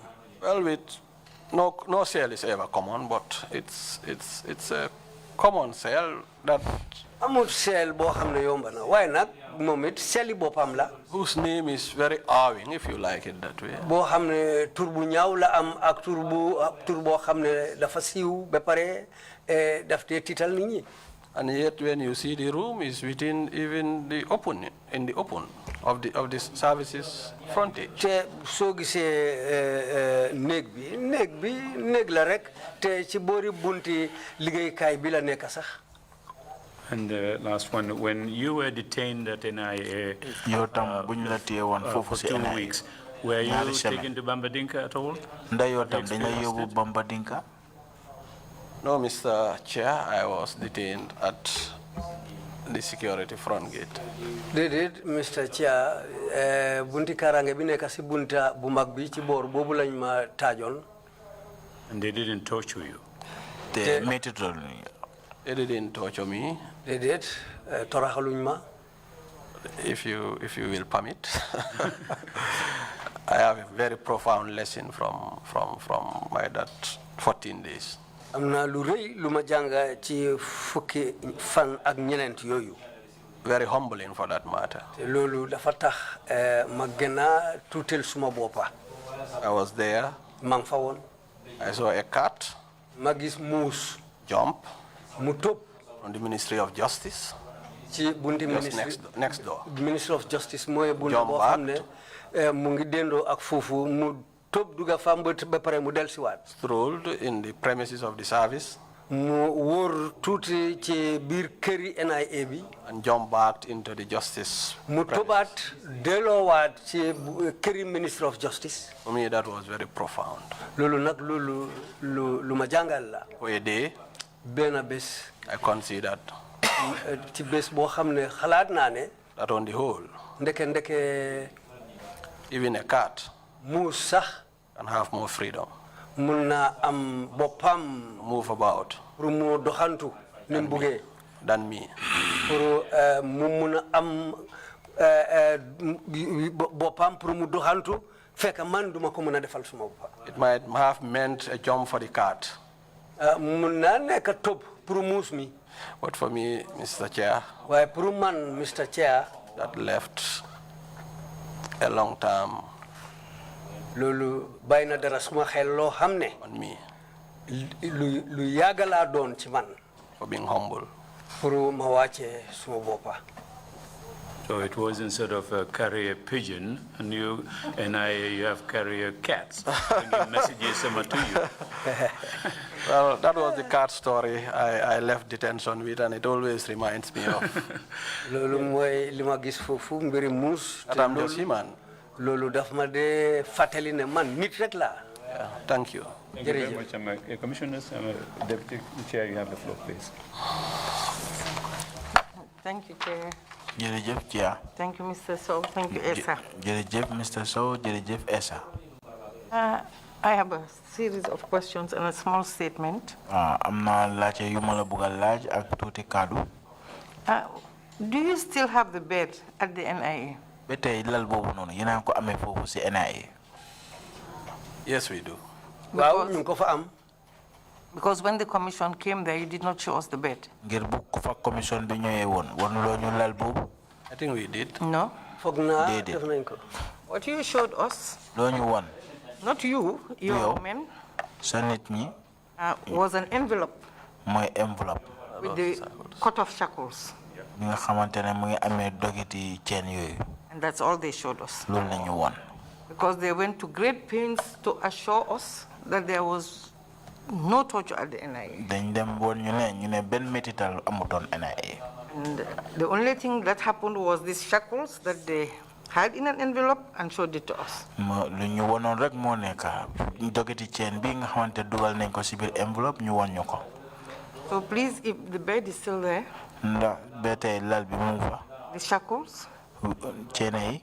and other paraphernalia. Ak yeneen jumtuwaay. From a memorialization perspective, ci li nga xamante moo nekk moo dem si wàllu xel pour fàttaliku. I would request dinaa wax ne. that we have a memory project. We have a memory project. Ñu am loo xam ne dafa nekk mbiri fàttaliku. About the torture chamber at the NIA. Lu jubluwaay place bi ñoom métital nit ñi ak NIA. The lead counsel has done a brilliant job of trying to ascertain whether it was intentionally or unintentionally done to refurbish the place. Lead counsel bi def na képp kattanam pour taxawal ndax wécci yooyu am foofu def nga ko fekka yaa ngi am dara ci sa xel pour nuba dara wala fekka teyuloo ko. But from my perspective, waaye man ci suma gis-gis. What I want to say is by effacing the torture chamber. Li ma bëgg a wax mooy su fekkee ne jublu nga torture chamber boobu fi ñoo métital nit ñi. By effacing the torture chamber. Pour wécci place bi ni mel. You did not only efface it from the memory of the NIA. Nekkuloo ne danga ko def rek pour xalaati mbir NIA. But you obliterated it from the public domain. Danga ko def pour nëba ko fekka mbooloo mi buñ ko gis. The importance of memorialization in transitional justice cannot be underrated. Pour li nga xam ne nit ñi dinañ ko jël pour mbir li ñoo fàttalee ko ci place boo xam ne dafa am wécci loolu duñ ko mën a tuuteel. People have to see at first hand. Nit ñi dañ war a gis lépp loo xam ne amoon na ñu gis ko ak seen bët. So that they can learn. Pour ñu mun cee jàngee. And commit to never again. Pour ñoom it ñu am xalaat bi ne lii du musa am. Just as you were shocked to see that space. Comme yow sa boppa bi nga gisee foofu titange bi nga am. The people now cannot have that same shock effect because it does not exist anymore. Nit ñi duñ mën a am titange boobu parce que yow li nga gis léegi nit ñi duñ ko mën a gis. So they cannot learn from it. So duñ fa mën a jàngee dara. So all we have is anecdotal evidence. Li ñoo am rek fu mu nekk nii mooy seede boo xam ne dañ ko wane. Even the witnesses who testified. Seede yi nga xam ne sax ñëw nañ fi ba wax. If you had to take them back to the NIA. Su fekkee ne delloo nañ leen NIA. They could not even identify the place because it does not exist anymore. Xëy na sax duñ xamee waat place bi parce que foofu wécceeku na. So this has been a major, how do you call it, difficulty for us. Lii nekk na mbir boo xam ne mbir bu jafe-jafe la pour ñun. It does not exist anymore. Amatut foofu. But at least the paraphernalia still exists. Why comme ka jumtuwaay ñu fa ba tey.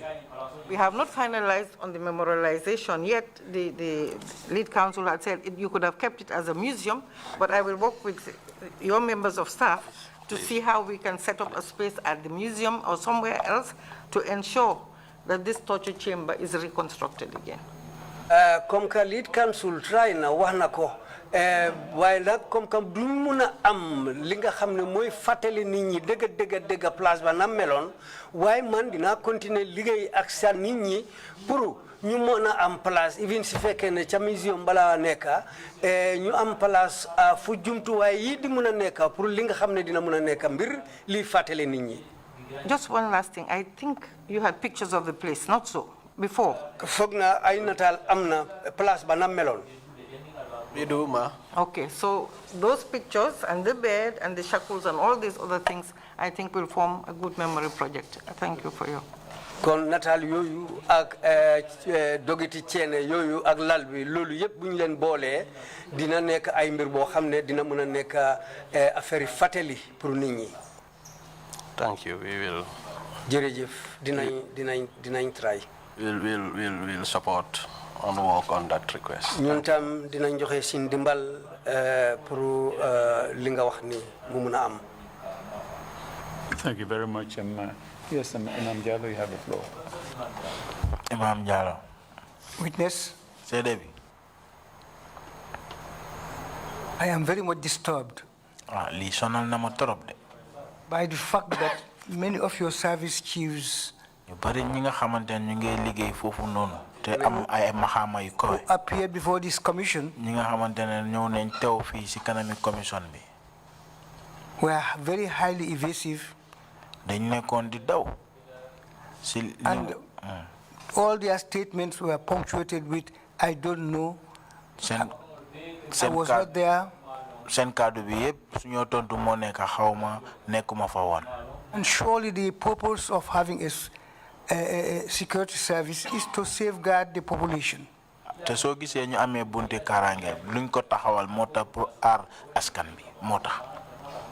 What assurance can you give the Gambian people that people of this caliber who are still serving in the services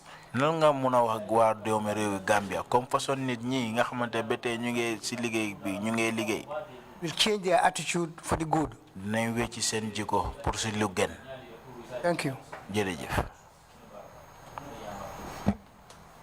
Thank you, Mr. Commissioner, for a very valid. Jërëjëf Commissioner pour laajte bu am solo regarding li dem ci mbir yi assurances.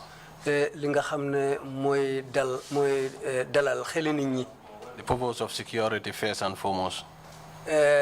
Li waral karange ci njëlbeen bi is to provide security to ensure mooy ñu def suñ képp kaataan ñu am karange pour gis ne the well-being nit ñi niñ dëkkee seen anam of its citizens.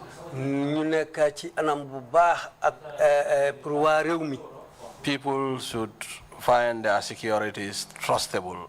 Nit ñi dañ war a am yaakaar ci ñi nga xam ne ñoo leen di defal liggéey karange. And ready to serve them. Te ñu pare pour liggéeyal leen tamit. And therefore, ci kaw loolu nag the security bunti karange bi officials or officers or staff wala ñi fa liggéey wala seen njiit yi must work towards this. Loolu moo war a nekk seen liggéey. But it has come all the more clear waaye gën naa seet ne that security also needs a lot of awareness. Bunti karange tamit soxla na xam-xam ak yëgle. Especially on human rights of surtout its citizens. Li dem ci yelleefi doom aadama yi ak seen ak li nekk seen dëgg daal mooy waa réew mi. And already these are happening. Te loolu fu mu nekk nii mu ngi xew am na. Because it's a reform process.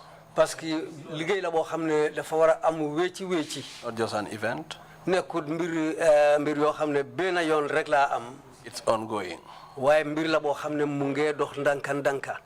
But I can assure you waaye mun naa laa dëgëral fii ne that the level of consciousness among security staff waaye liggéeykat yi nekk bunti kaaraange fi mu nekk seen xam-xam fam tollu at the present ci waxtu bii nii and putting human security at the center of national security pour jël kaaraange nit ñi ak seen yelleef yi ci diggi liggéey bi is very high. loolu nekk na fu mu nekk kowe na And the evidence te li waral loolu li seede loolu are also present. boobu tam mu ngay feeñ I think hardly is a Gambian now going to bed thinking that an unknown person will knock at my door. te amul benn doomi réew mi fu mu nekk suy tëdda dina xalaat ne xaaji guddi dina ñëw foga suma bunti néeg pour téye ma So the steps are already in motion in that regard. fu mu nekk tànka ya ngee dox ci boor boobu The security sector will continue to work in that regard. bunti karange bi dinañ continuer liggéey ci anam boobu And we also solicit the support of every Gambian to support the securities. te ñun tam ñu ngi laajte ndimbal ci loxo waa réew mi yépp pour ñoom it ñu jàppale liggéeykati karange yi. Thank you. Bishop, followed by Commissioner Carr. Thank you, Chairman. jërëjëf Chairman. Mr. Ousman Sowe. yow Mr. Ousman Sowe. Apart from the torture chamber that had the iron bear, the shackles, the belts, bu passé bërëb bi nga xamante ne moom lañ defar pour di métital di mbugal nit ñi te mu amee si biir foofu noonu yaa ngi fa amee ay lal bi nga xamante foofu lañ dee tëddal nit ñi ak ceene bi ak belta bi nga xamante ne loolu lañ dee dóoree nit ñi. loolu moom lañ dee beltee nit ñi pour tëddal la ci kaw lal bi. ci kaw lal bi. and Baba Dinka. ak Bamba Dinka. We had evidence that the courtyard had a garden. dégg nañ am nañ fi ay seede yu wér moo nekk si boori garden bi foofu si biir béréb ba. where victims were tortured. ñi nga xamante ne ñooñu leen lor foofu lañ leen dee métitalee. Did that actually exist? ndax loolu am na foofu. Thank you, thank you, Commissioner. jërëjëf Commissioner. Courtyard did exist. waaw lifin bi foofu terrasse bi am na. terrasse. The courtyard did exist. dëgg la loolu yëpp am na fa. Again, with the rehabilitation, it's changed in patterns. The landscaping has changed. waaye liggéey bu ees bañ fa def nañ fa liggéeyee foofu wécci nañ ko nam meloon. The courtyard remains. waaye ba tey terrasse bi foofu boobu moom des na fa ba tey. Thank you. jërëjëf Chairman. My next question ma beneen laajte bi. would be. mooy nekk ne. Is it right to say. ndax mun nañoo wax ne. that there were 3 different types of operatives as far as the victims were concerned. lu dem si ñi nga xam ne ñooñu leen dee lor foofu dafa noonu ni am na ñetti bunta yi nga xam ne noonu leen dee liggéeyee. The ones that will go and arrest. benn bunta bi ñooy dem pour ñu dem jàppala. The panelist. ñi nga xamante ne ñooy toog pour gestu mbir mi. And then the torturers. ak ñi nga xam ne ñoo la métital di la mbugal. Was that the normal way that those who were arrested were being processed? ndax noonu la fa dee xewee si nit ñi nga xamante ne noonu la ñooñu leen téye ñu indi leen foofu.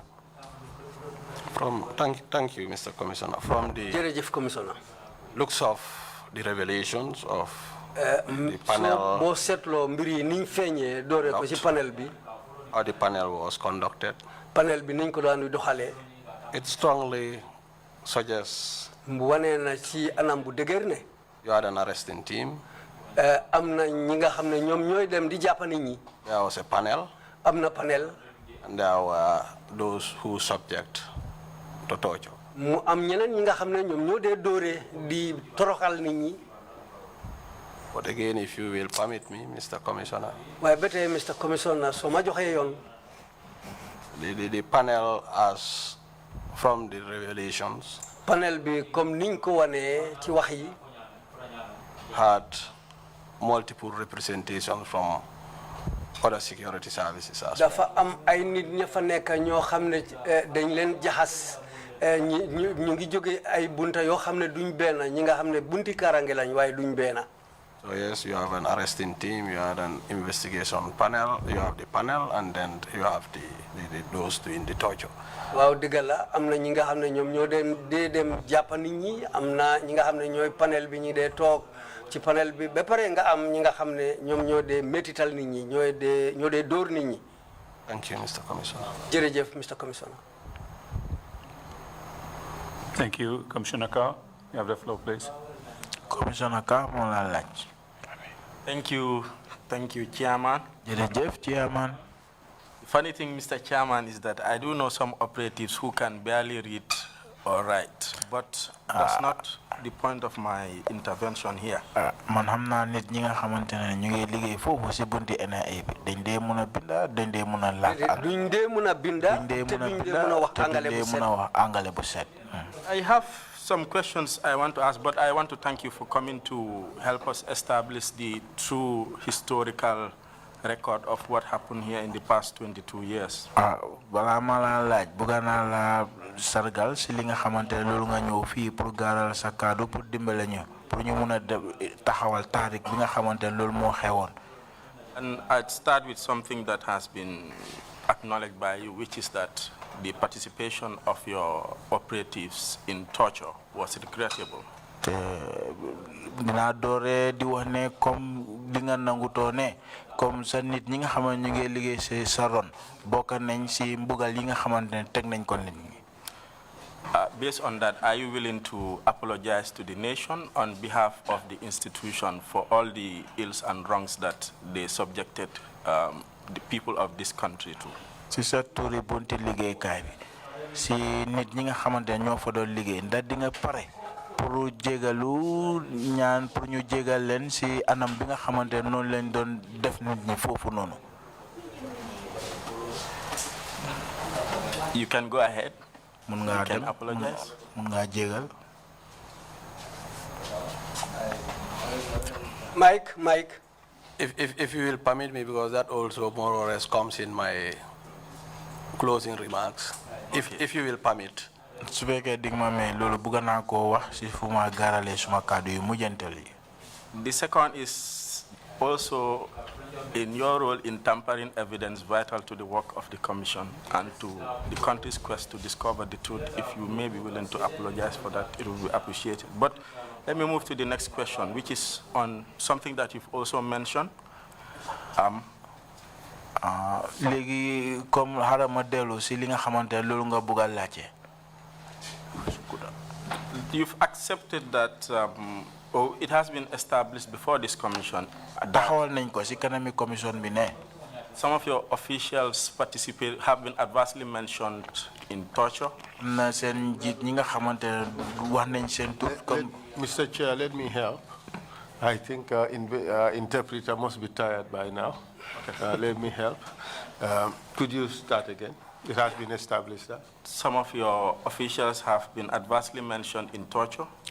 Leeral nañ ko fii ci commission bi ne am na ñenn ñoo xam ne ñu ngi liggéey ci salon ñooñu bokkoon nañ ci ñoo xam ne ñu ngi mbugal ay nit ci NIA ba. How do you ensure that they are disciplined if it has been established that what they have been accused of is true? What disciplinary measures are you willing to take as head of the institution? Yan jéego ndax yan sarta nga jël pour teg ñooñu ci yoon mbaa pour how do we say punish pour yar leen ci juumte yi nga xam ne defoon nañ ko ci toroxal nit ñi nga xam ne jot nañ leen a toroxal ca NIA. Thank you. Jërëjëf. Yes, that's the question. Loolu mooy laajte bi. I have one more, Mr. Chair, but kindly go. I'm noting if you want me to respond in line. I would have loved for you to answer and then I ask, but you can still answer. The remaining question may not be related to these other ones I've asked. Mun nga tontu parce que bima laajte ci xejna dafa outé ak bi lima laaj ni légui. Okay, Mr. Commissioner, thank you. Jërëjëf Commissioner. We also looking forward to the recommendations. Ñun tam ñu ngi seetlu ñu ngi yaakaar ne aide yi ñoo joxe and advice ak li ngeen ñu di wax li ngeen ñoo dictal ci kanam regarding those adversely mentioned. pour ñi nga xam ne dañ leen wax ci ay anam dañ leen tuumal ci ay anam yoo xam ne dafa ñaaw. And you can be sure li mun nga gëm ne we'll act accordingly. dinañ ci doxal dara comme nam waree. Thank you. Jërëjëf. Final question is on your assessment of current security sector reform, particularly the institution, because a lot of Gambians would say the reforms are too slow and are not going enough. Fu mu nekk nii mooy wécceeku yi ñu war a def ci bunti liggéeykaay bi waa réew mi ñu bari ñu ngi wax ne daal mbir mi gaawut daal niñ war a demee ba pare du nekk loo xam ne dina doy nit ñi comme ni ko nit ñi buggee xëj na duñ fa aaga. wecci bi yéex na lool te fi mu war a toll fi mu war a egga yëpp du fa egga. Is that on the SIS, NIA, or is it the security institutions? I suppose you would be more willing to talk about the SIS. Okay. But I wouldn't mind if you give us a general overview. Thank you. All right. Well, thank you, Mr. Commissioner, for very important points. Jërëjëf Commissioner ci lu am solo li nga laajte ni. Which is also what is seizing, what the service is also seized by every day. That is, how do we reform? Mooy bés bu nekk li nga xam ne dafa ànd ak ñun suñ coobare li ñu war a def ci wécceeku yi. Restructure. Pour taxawalaat yenn buntaay yi ni ñu war a taxawee. Refocus. Ba pare ñu am jubluwaay US. And reposition the service. Ba pare ñu taxawalaat bunti liggéeykaay bi ni mu waree. I wish to say bëgg naa wax na tamit ne that there have been fundamental shifts in that regard. boor boobu am na ay wécceeku yoo xam ne yu dëgër lañ. One of the most concerning matters about the NIA when we took over li nga xam ne moo gën a itteel bunti NIA ñun bañ fa jëlee was the fear factor. Mooy li di ragalloo nit ñi li nga xam ne mooy tiital nit ñi. The arrest. Mooy jàppa bi. The detentions. Pour dem taaj nit ñi benn place. Truly. Dëgg la dëgg. Those are no more. Loolu amatut. The service. Bunti liggéeykaay bi. As itself. Moom bunti liggéeykaay bi ci boppam. Oriented itself. Dañ jël taxawaay bu towards its core mandate. Pour ñu jublu seen doole ak seen taxawaay li mu war a nekk. Of intelligence collection. Pour di dajale xibaar boo xam ne mooy xibaar bu xóot ci mbir kaaraange si réew mi. Analysis. Ba pare di ko seega di ko seetlu. And dissemination. Ba pare di tasaaro xibaar bi. Of unslanted analysis product. Pour li nga xam ne tamit li nga xam ne mbir la boo xam ne seega nañ ko ba seet na mu wel ba ñu dajale ko ni mu war a demee. We touch wood. We touch wood. ñoom niñ ko dee doxalee niñ ko dee taxawalee. Our product. ñoom li ñoo dajale. Is so enhanced. dafa nekk lu baax loo xam ne. That if it's a check. su fekkee ne li nga xam ne mooy seetlu wala check. You can cash it. There will be money in the bank. su fekkee ne check la boo xam ne dafa war a génne xaalis boo demee banque di nga am xaalis. And that's what the Gambian people deserve of an intelligence service. te loolu moo war pour waa Gambia te loolu moo war a nekk liggéey bunti intelligence. We are very, very busy. mu nekk nii liggéey ba ngi bari suñu loxo. Yet we don't miss the handcuffs. moo tax that you. You don't miss the handcuffs? Namatuñ handcuffs. Ah, okay, namatuñ handcuffs. Fereng. And what that means to say is that we focus on both our domestic and foreign policy interests of this country and security of this country, whether home and abroad. Moy fum nek suñ jublu way ñu ko tek ci karange rew mi biir rew mi ak bitim rew ñu ci bayyi xel diko xol comme nim waré pour karange rew mi. And as a service, te bunta la bo xamne bunti liggéey kay bo xamne again we touch wood. Bete fum nek ni dañoo taxawal. We command a lot of respect. Fum nek am nañ respect bu baax home and abroad. Ci biir rew mi ak bitim rew. Home because of the product we give. Ci biir rew mi ndik li ñoo liggéeyé légui. Today, tay of all the 16 member intelligence services countries of West Africa, Africa so janta bunti liggéey kay bi dem fukka ak juroom ben ñi nga xamne bunti intelligence lañ. The SIS is the chair of the ECOWAS intelligence service. SIS ñom ñoy borom 6 ñom ñoy yoré bunti chairman bi ci bunti ECOWAS. I think that speaks of a lot of the confidence in the reforms and the restructuring and the repositioning of the service. Fogna lolu dina wane lu bari li nga xamne mo démé ci wala bi ñoo def ci wécceku yi taxawalat bunta US ak suñ jublu way bu S bi nim nekké. Intelligence is a serious business. Bunti liggéey intelligence lu am solo la. It is the fiber in the spine of a state. Mom moy li nga xamne moy degeural taxaway rew. And that consciousness lolu pour am ci xam-xam is very much alive in the current intelligence service. Lolu lu dundala lu degeur la ci bunti liggéey kay bi am légui. We work in all the time. Ñu ngi liggéey ci waxtu bu nekk for this country. Réew mi. And what we are building li nga xamne fu mu nekk ni ñu ko sampa ñu ko taxawal is a sustainable intelligence service. Moy bunti liggéey kay bo xamne dina mëna taxaw mu dess fi. That caters for now. Li nga xamne dina mëna taxaw pour légui liggéey bi wara am légui and provides for the future. Te dina am li nga xamne dina mëna doxal li ñew ëlëk. We committed to building the intelligence service of the future. Ñun am nañ kéné bo xamné dinañ taxawal bunta bo xamné dina liggéey légui be ëlëk. Réew mi. It's a Herculean task. Liggéey bu maga mag la. But we developing the required capacity. Waaye ñu ngi dajale ndanka pour dolel bunta bi. We want to be the top-notch intelligence service. That's our aspiration. Ñun dal bu gëna ñoo nekk bunti intelligence bo xamné liggéey kay bi moy nekk ca ko ko ñu raw yeneen bunta yi am ci tunda bi. Today the service has been brought from the backwaters to the limelight. Tay bunti liggéey kay bi jëlé nañ ko gannaaw ak gannaaw fam la won ñu isi ko taxawal ko ci kanam fi ko nit ñi mëna gisé xam ko. Without claiming glory. Fekka duñ laajte tur bu neex wala tur bu mag pour suñ boppa. The trajectory is good. Ni ñoo démé dal am nañ yaakar ne baxna. We want to thank all Gambians. Buga nañu gërëm wa Gambia yépp. For that support we continue to and confidence. Pour ndimbal bobu ñoo am ak yaakar bi ñoo am ci ñoom. The people come to us. Tay nit ña ngey ñew ci ñun.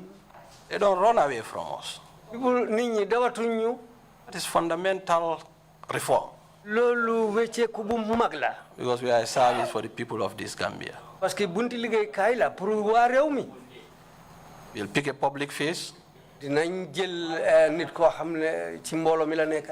And do our secret operations for this country. Def suñ liggéey bo xamné liggéey secret la pour réew mi. Thank you, Mr. Commissioner. Jërëjëf, Commissioner. Just a follow-up comment, not a question. I do hope human rights and the dignity of Gambians will continue to occupy an important position in your reforms. Thank you very much. Jërëjëf, bugana tamit yele fi doom Adama ak sen dëgga dina nekk loo xam ne ngeen boole ko ci mbir yooyu mu gën a dëgër. Jërëjëf. Thank you. We will. Dinañ ko def. Thank you, Council. You surprised me with your multitask interpretation. I thought you were running out of petrol at the end of the day. It didn't look like it. But, Commissioner Samba, you have the floor, please. Thank you, Chairman. Jerejef Chairman. Mr. Sowe. Mr. Sowe. Anduma buga laajte yéen seen liggéey bi NIA fan ngeen answerable. I want to ask, the job you are doing at the NIA, where are you answerable to? Office of the President. That's the Office of the President. Fogulo ne lolo tapare ulo ñoo wax li nekk NIA mu set. Does it mean that that's why you are not ready to tell us what's happening at the NIA? Did it? No. Ñun bañ demee NIA. When we went to the NIA, gis nañ fa Bambadinka. we saw Bambadinka. Fi nga wax noonu gis nañ ko. Where you are just talking about, we have seen that place too. Te dégg nañ yu bari ba witness yi ñëwee. And we had a lot of things about that place when witnesses came here. Waaye su la lead council laajee. But if lead council asks you, nga ne dama ko dégg waaye gisuma ko. you always reply that you've heard it, but we have not seen it. Fogulo ne yow time Yaya Jammeh dafa amoon loolu lañ ci woon ci sa lex bi.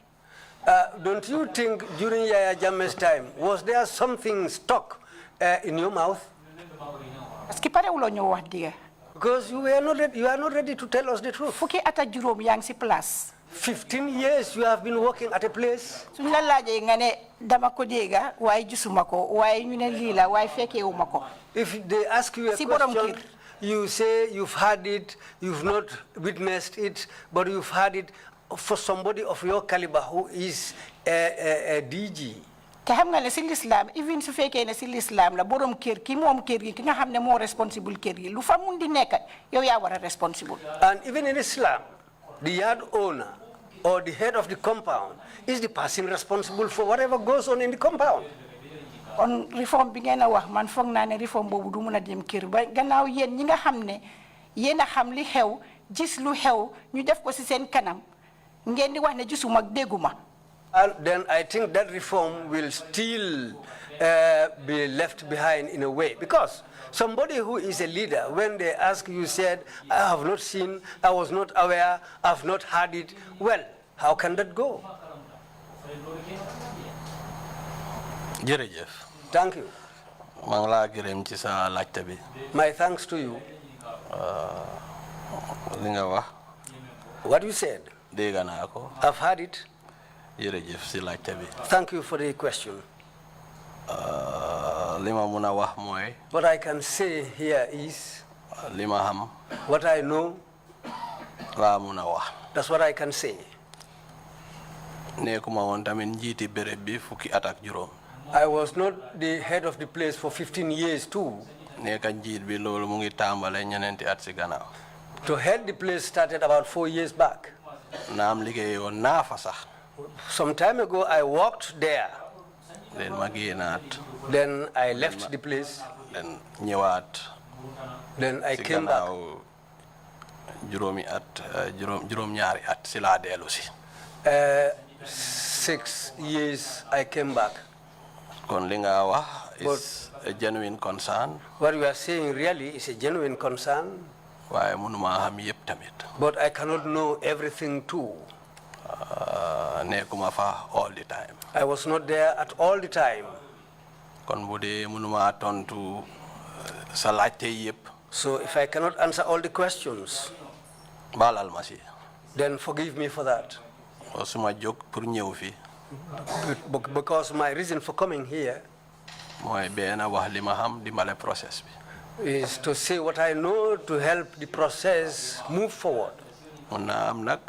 It might be possible that buga bi pas-pas bi mooy woon ma wax yëpp. my intention and what I wanted was to say everything. waaye xaw ma everything. But I don't know everything. kon maa ngi laa gërëm. So my thanks to you li nga laajte. for your question. wax óor na ma ne wax nga waaye waxal nga na ñeneen téeméer. I know that you have said, but what you have said speaks volumes, hundreds of volumes behind. waaye li ma bëgg a wax si reforms bi. But what I want to say about the reforms, li ma ñaan. what I am appealing for, let's believe that we are ready for reform to have the reform. How it was will never reoccur again. And I think the steps we've taken about that is showing that that's happening now.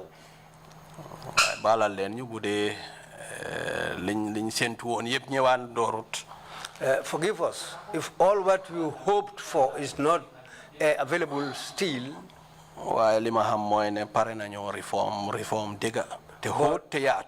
What I know is we are ready for reform and we will do our level best to make sure that those reforms take place by the grace of Allah. Okay, dama buga nga ton file nga set symbol bi. I want you to turn and look at that symbol there. Tu gis nga liñ fa binda. You've seen what's written there. So ngeen try. So you should try. You sotali ko. And make sure that it happens that way. Thank you. Jerejef. Dinañ try liñ fi binda moy bum amati. We will try. What is written here is never again. Bum amati. Sipol moy ne to wattu. In Fula it says never again. That's the same meaning. Wata wadu? Aduna kadi. Kadi kala e aduna wata wadu kadi. Yo haduga. Let it stop here. Ya Allah wallu. Amin. Okay. May Allah help us. And yes, it will never occur again. Akana ke koteke. Never again. Allah jabaj in Jola. So we will endeavor from that national character standpoint. We will ñuntam dinañ def suñ képp katan jóge jëlé ko ci taxaway bobu. Thank you, the two of you, from the chairman. Imam C, you have the floor, please. Imam C also wants to ask. Ousman, Ousman, my greetings to you. Jarama.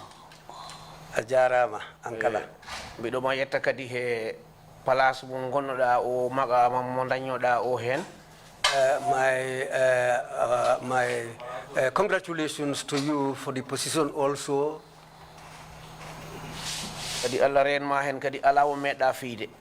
May Allah help you as far as you've never been tortured. Ala mbidu do kadi an yamri o fiye. And nobody said here you gave orders for them to be tortured. On da en foti yettu Allah no fewi. On that side, you should give thanks to Allah for that. You were handling a very difficult position. There are two things where, or I can say you made two mistakes. That's the changes that you did. And you knew that those changes, the things that you changed should be items that will be needed. And where the pictures they took are still kept. And the changes that took place. When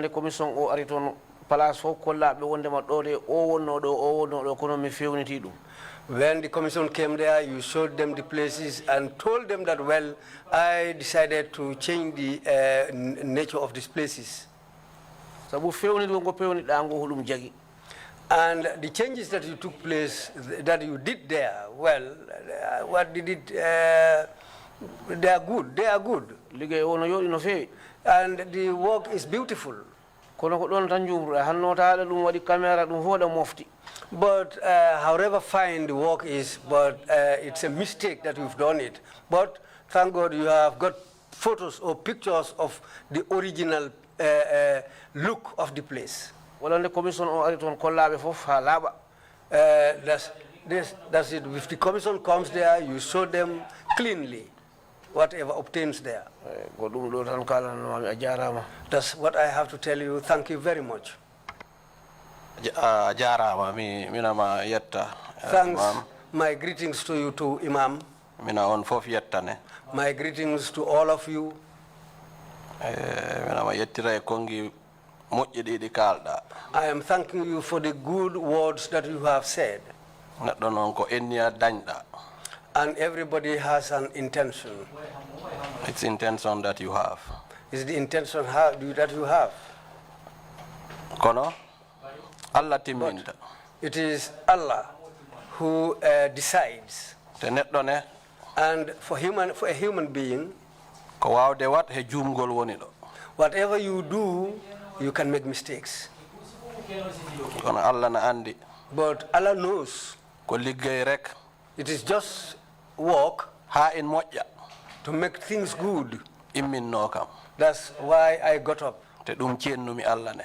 And that's what I intended. Allah knows. Goɗɗum tawayi kam hen. Something else found me in there. Mi andi ɗum wona ɗum immini kam kono ko ɗum waɗi. Well, it was not because of that why I did the changes, but that's what happened. Neɗɗo noon a gumat. And as for a human being, you have to believe in destiny. Gandare neɗɗo ko peeje dañɗa Allah woni timminowo. And a human being should know that you have the intention, but it is only Allah who decides for things. Naɗaluje ɗe goɗɗe ɗen. There are certain things. Minen ɗe jogi. We have them. No min tawruno.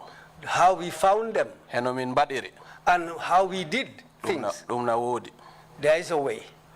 Mbaldi ndin. The bed. Nino ma Commissioner Sowe haaliri ni. Just as Commissioner Sowe said. Ndinne ndi ɗon. It's there. Ceenuji ɗin ɗi ɗon. The chains are there still. Temina dañi miijo tawi o commission. And I have a mind that this commission. Tawi ɓe jiɗi mbatten ni noon min tawruno. And even if they want us to replace things as they were. Ɗum na wawi won. It can be done. Reconstruct, ɗum ko ɓe mbiyata reconstruct. That's what the Englishman calls to reconstruct. Kono mi acciri on ngon miijo ɗon hende on yaagol with the wisdom of the commission. But I will leave that and all the way that should be done to the commission. Ko waɗi kon na yaafni na yurmini hendi leydi. What happened here, it is very, very sad. To ɗum wattu. That should never happen again, never again. Ɗum min jiɗno. That's what we want. Ɗum tawi min hen noon. And it found us on the things. Minen jaafno no en yirani. We are still asking for forgiveness, as you see. Kono wona yakkugol imminnomi. But it was not our intention to destroy. A jarama. Thank you very much. Thank you very much, Chairman. Just for the record, Mr. Sowe, have you ever tortured anybody, any Gambian, or have you ever abused or violated any Gambian's human rights? Puro liñ wara binda Mr. Sowe moy ndax mus nga metital wa rewmi mus nga yaxa elefi doomi rewmi ndax mus nga def wa rewmi dara lo xamne dang ko toroxal. Thank you, Mr. Chair. Very valid. Jërëjëf Chairman. Laajte bu am solo. I don't remember. Loolu mënuma ko fateleku. But a very important matter point you've raised. Waaye ekkati nga lu am solo fii. With a direct bearing on me. Li nga xam ne dafa jublu ci man suma boppa. I say I entered the service with an A level. Ma ngi door liggéey bi time boobu maxama bi ma am ci xam-xam bi mooy A level. When I was dismissed, I had a master's. Biñ ma daaxa ma ngi am maxama masters ci wàlli xam-xam. And for the 7 years I stayed out. Ci juróom-ñaari at yi nga xam ne juróom-ñaari at yi nga xam ne ma ngi toog si biti. On reflection. Ci xalaat. I think my biggest achievement. Foog naa li ma am li nga xam ne moo gën a rëy. For which I immensely thank God. Li nga xam ne loolu tax na ma ngi gërëm Yàlla. Was to have been back there among Gambians. Pour mooy ma delluwaat biir waa Gambia. No one pointed a finger to me and said, "Ndok." Ken joxojun ma wax na ndok li waroon na koo dal. You think today would not come. Foog nga ne tey du ñëw. And thanks, I've made lifetime friends out of my work career at the intelligence service. Ya bima liggéey ci bunti intelligence bobu amna ay xarit yo xamne xaritoo na ak ñoom xarit deug xarit yi nga xamne betay ma ngi xaritoo among Gambian communities. ñi nga xamne wa réew mi lañ.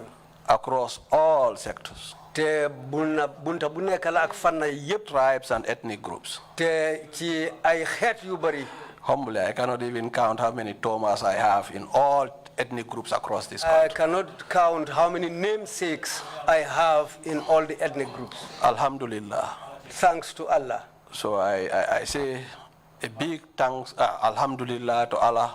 I say thanks to Allah for having guided me not to have inhumanly treated anybody. Yalla moma dimbale tetema torohaluma ken.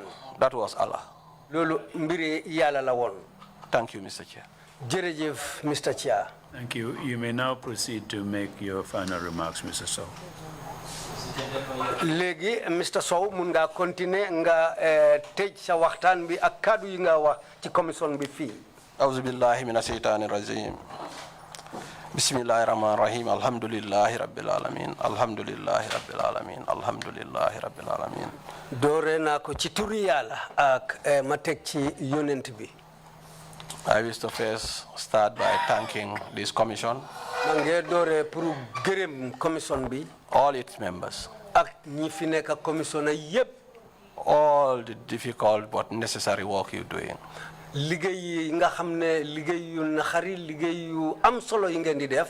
Required at this epoch of our history and state formation process. We are in a state formation process. But someone has to do the job. And you are doing that very necessary but difficult job. And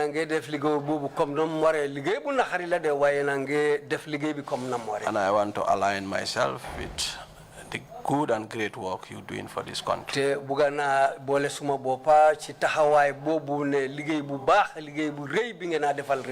will have far-reaching benefits for peace, security, and development of this country.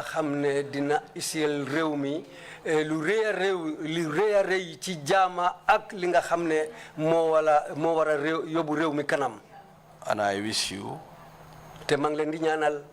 resounding success. And assure you of our support and availability.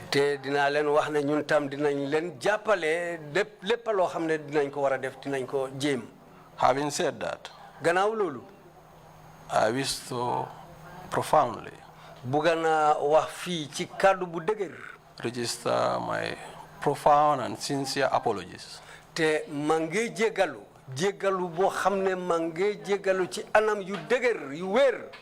all Gambians for the mistakes and misdeeds of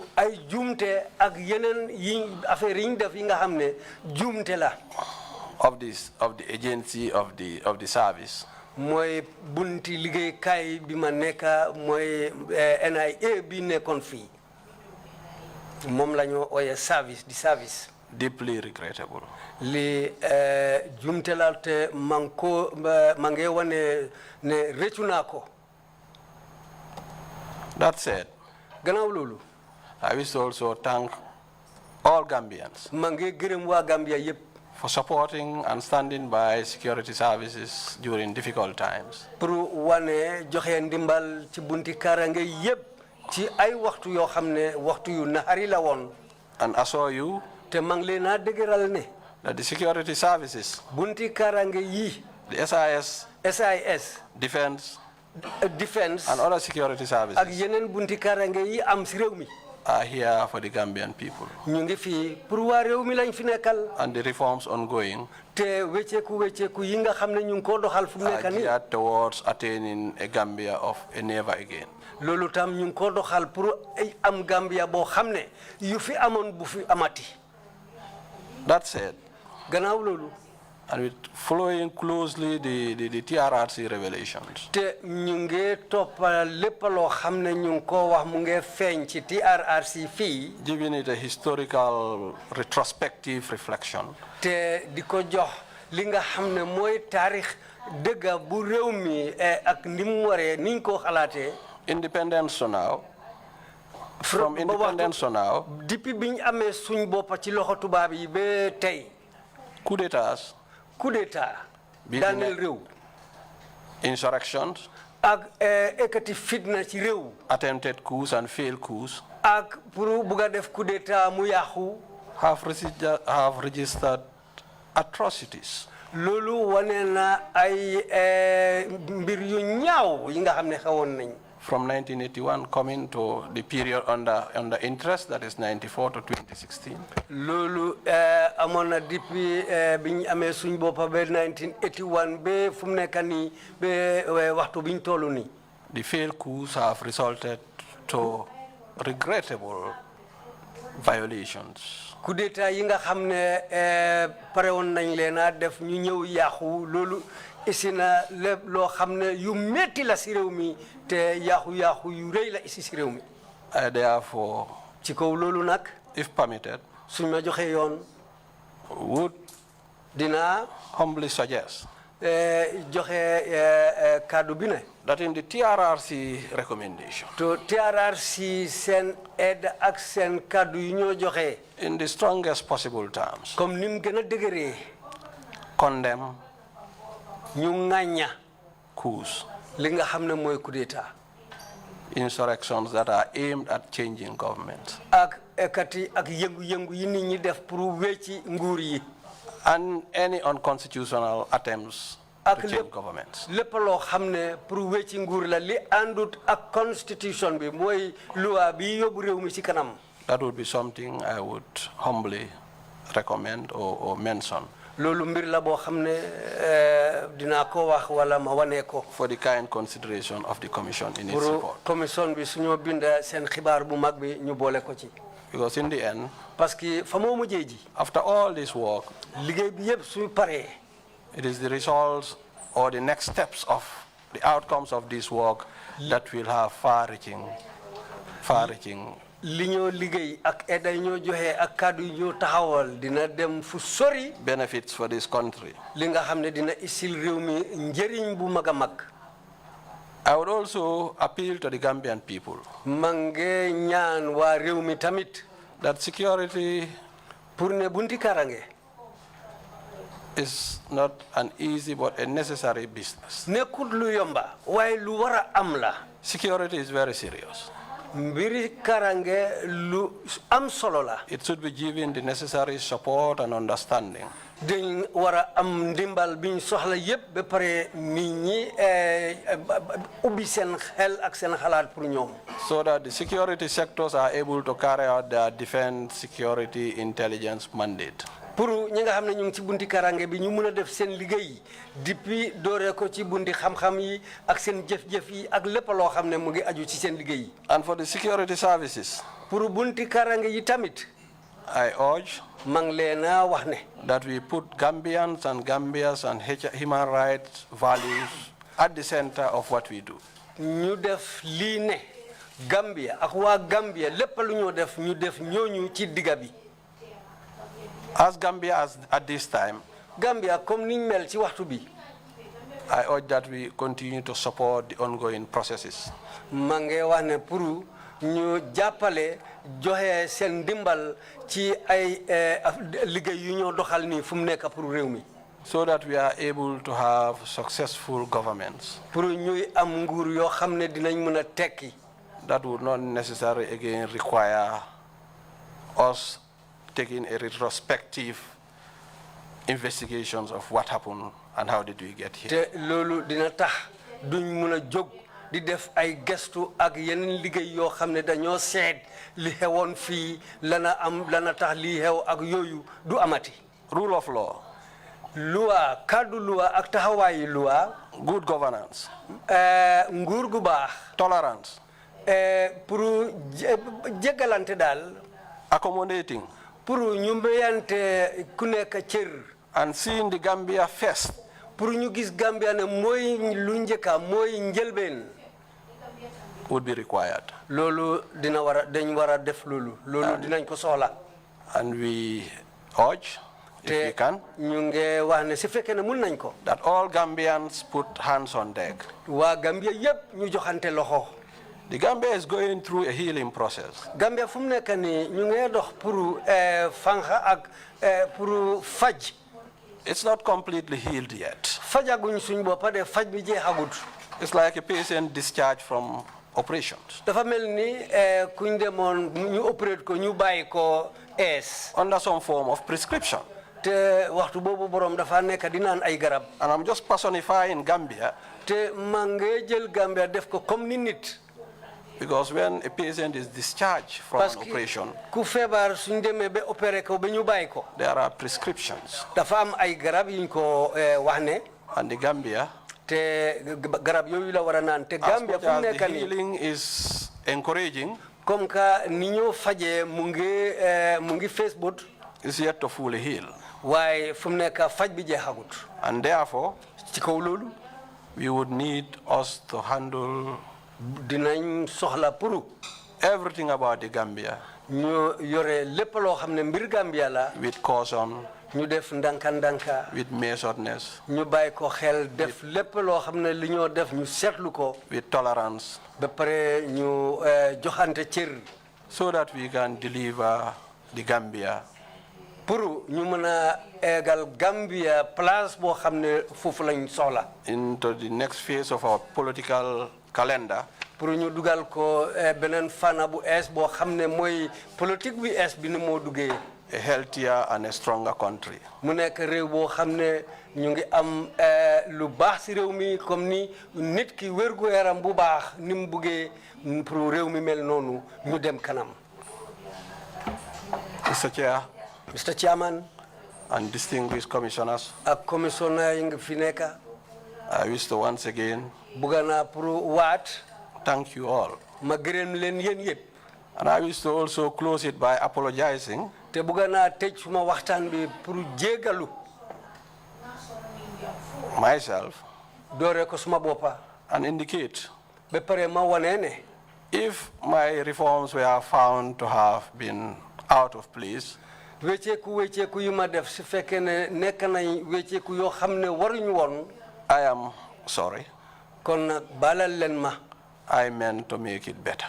li ma ene woon mooy pour def ko mu baax. The intelligence service. bunti liggéeykaay intelligence mooy xam-xam bu xóot. should have a strong, profound, respectable stance. dafa war a am taxawaay boo xam ne dafa dëgër mu ànd ak respect mu ànd ak lépp loo xam ne mooy jëmm bu baax. The aspirations of getting the environment also right. ak mu ànd ak ite boo xam ne mooy dañ bugg a def lépp loo xam ne moo gën moo baax. was what made me take the measures I did to reform and rehabilitate. loolu moo tax ma def li ma def pour wecci ba pare ma jagar mu baax. Understandably, this has been read. comme ni mujjee feeñ loolu gis nañ ne. and seen. te nekk na mbir moo xam ne. in a different light that I didn't see when I was doing what I started. feeñ na ci beneen yoon niñ ko gisee ci beneen anam dafa utee ak man ni ma doon di xalaatee. The whole aspiration was to build and position the intelligence service for the future and build the intelligence service, a future intelligence service of this country. li nekkoon suma kéene mooy taxawal bunti intelligence liggéeykaay intelligence boo xam ne dina baax pour réew mi te dina mën a nekk bunta boo xam ne dina fi des mu continuer ci anam yu baax. The intelligence service should be one of bunti most intelligence bi fu mu or nekk among the most important government institutions. mën naa wax ne mooy bunti liggéeykaay boo xam ne ci bunti liggéeykaay yu am solo la nekk ci wàllu nguur gi. that should focus li nga xam ne seen jubluwaay. the national security and interests. war na nekk mooy li réew mi soxla. of the Gambia. karange réew mi ni mu war a mel. And in that desire to build such a premier intelligence service. ci buga boobu pour taxawal bunta bu mel noonu. what happened. li xew. occurred. looloo tax li xew am. We wish to apologize. Bugga nañ ñu jégalu pour loolu. For those actions. Pour li nga xam ne def nañ ko noonu. Once again, I want to stop here and thank you. Bugga naa fee ma gërëm leen ci kaw loolu yëpp.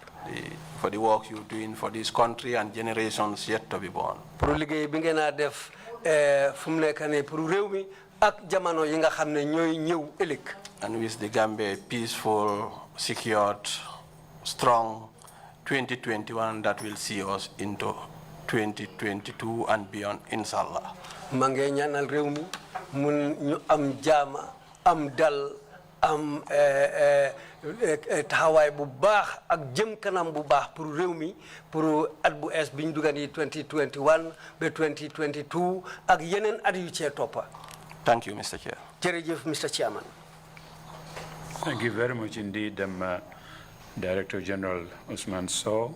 Jërëjëf, Director General Ousman Sowe. Both for your testimony and very wise concluding remarks that you just made. Pour li nga ñëw joxe sa kaddu fii garal sa kaddu ak wax yu baax yi nga wax ni ci sa wax kaddu yi nga wax ni pour tëj sa waxtaan bi.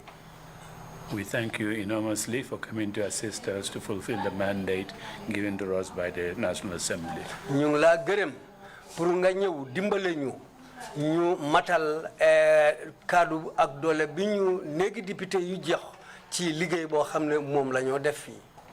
And as I warned you that a Director General, any Director General of NIA coming here, sitting in that seat is not going to have an easy going. Comme ni ma la ko waxee woon képp koo xam ne Director General la ñi fi ñëw ak képp koo xam ne dafa ñëw fii toogu boobu nga toog noonu de du nekk lu yomba. We do not apologize for that. Loolu duñ la jégalu pour loolu de. We are seeking the truth. Dëgg bi la ñoo ut ñin. To prevent a repetition of what happened here for 22 years. Pour ñu gis ne li fi xewoon ñaar fukki at ak ñaar bu amati si réew mi. Thank you so much for coming to assist us in carrying out that mandate. Jërëjëf pour li nga ñëw dimbale ñu pour ñu matal liggéey boobu bi ñu néegi député yi jox. This brings us to the end of our proceedings for today. Loolu moo ñu isi tey fii la ñoo em. And we will resume Monday morning sharp at 10 o'clock. Dinañ fi del si bési lundi fukki waxtu ci suba. And in the meantime, you all have a very, very restful weekend. Jërëjëf yéen yëpp yal na leen yàlla jox weekend bu neex weekend bu baax. DG, you want to say? I wish to just indicate that the request that was placed for 5:30 from the lead council is already available. I think it must have been delivered by now. Lead council lim la ci woon pour on the material of Louis' office. Juróomi waxtu ak genn wala bagage yi ñu war a jëlee ci office Louis Gomez pour ñu isi leen foog naa loolu isi nañ ko ba pare. Your staff are working with the headquarters on that matter. Sa liggéeykat yaa ngi liggéey ak suñu bunti liggéeykaay bi ci kaw loolu. Thank you, Mr. Chair. That's a splendid manifestation of a change. So you give us what we asked for within the time that we needed without torturing us. Loolu lay lu baax la liñ laajte ci yow nga jox ñu ko ci waxtu boo xam ne soxla nañ ko fekk ticatuloo ñu. Thank you again so much. You all have a nice weekend. Jërëjëf.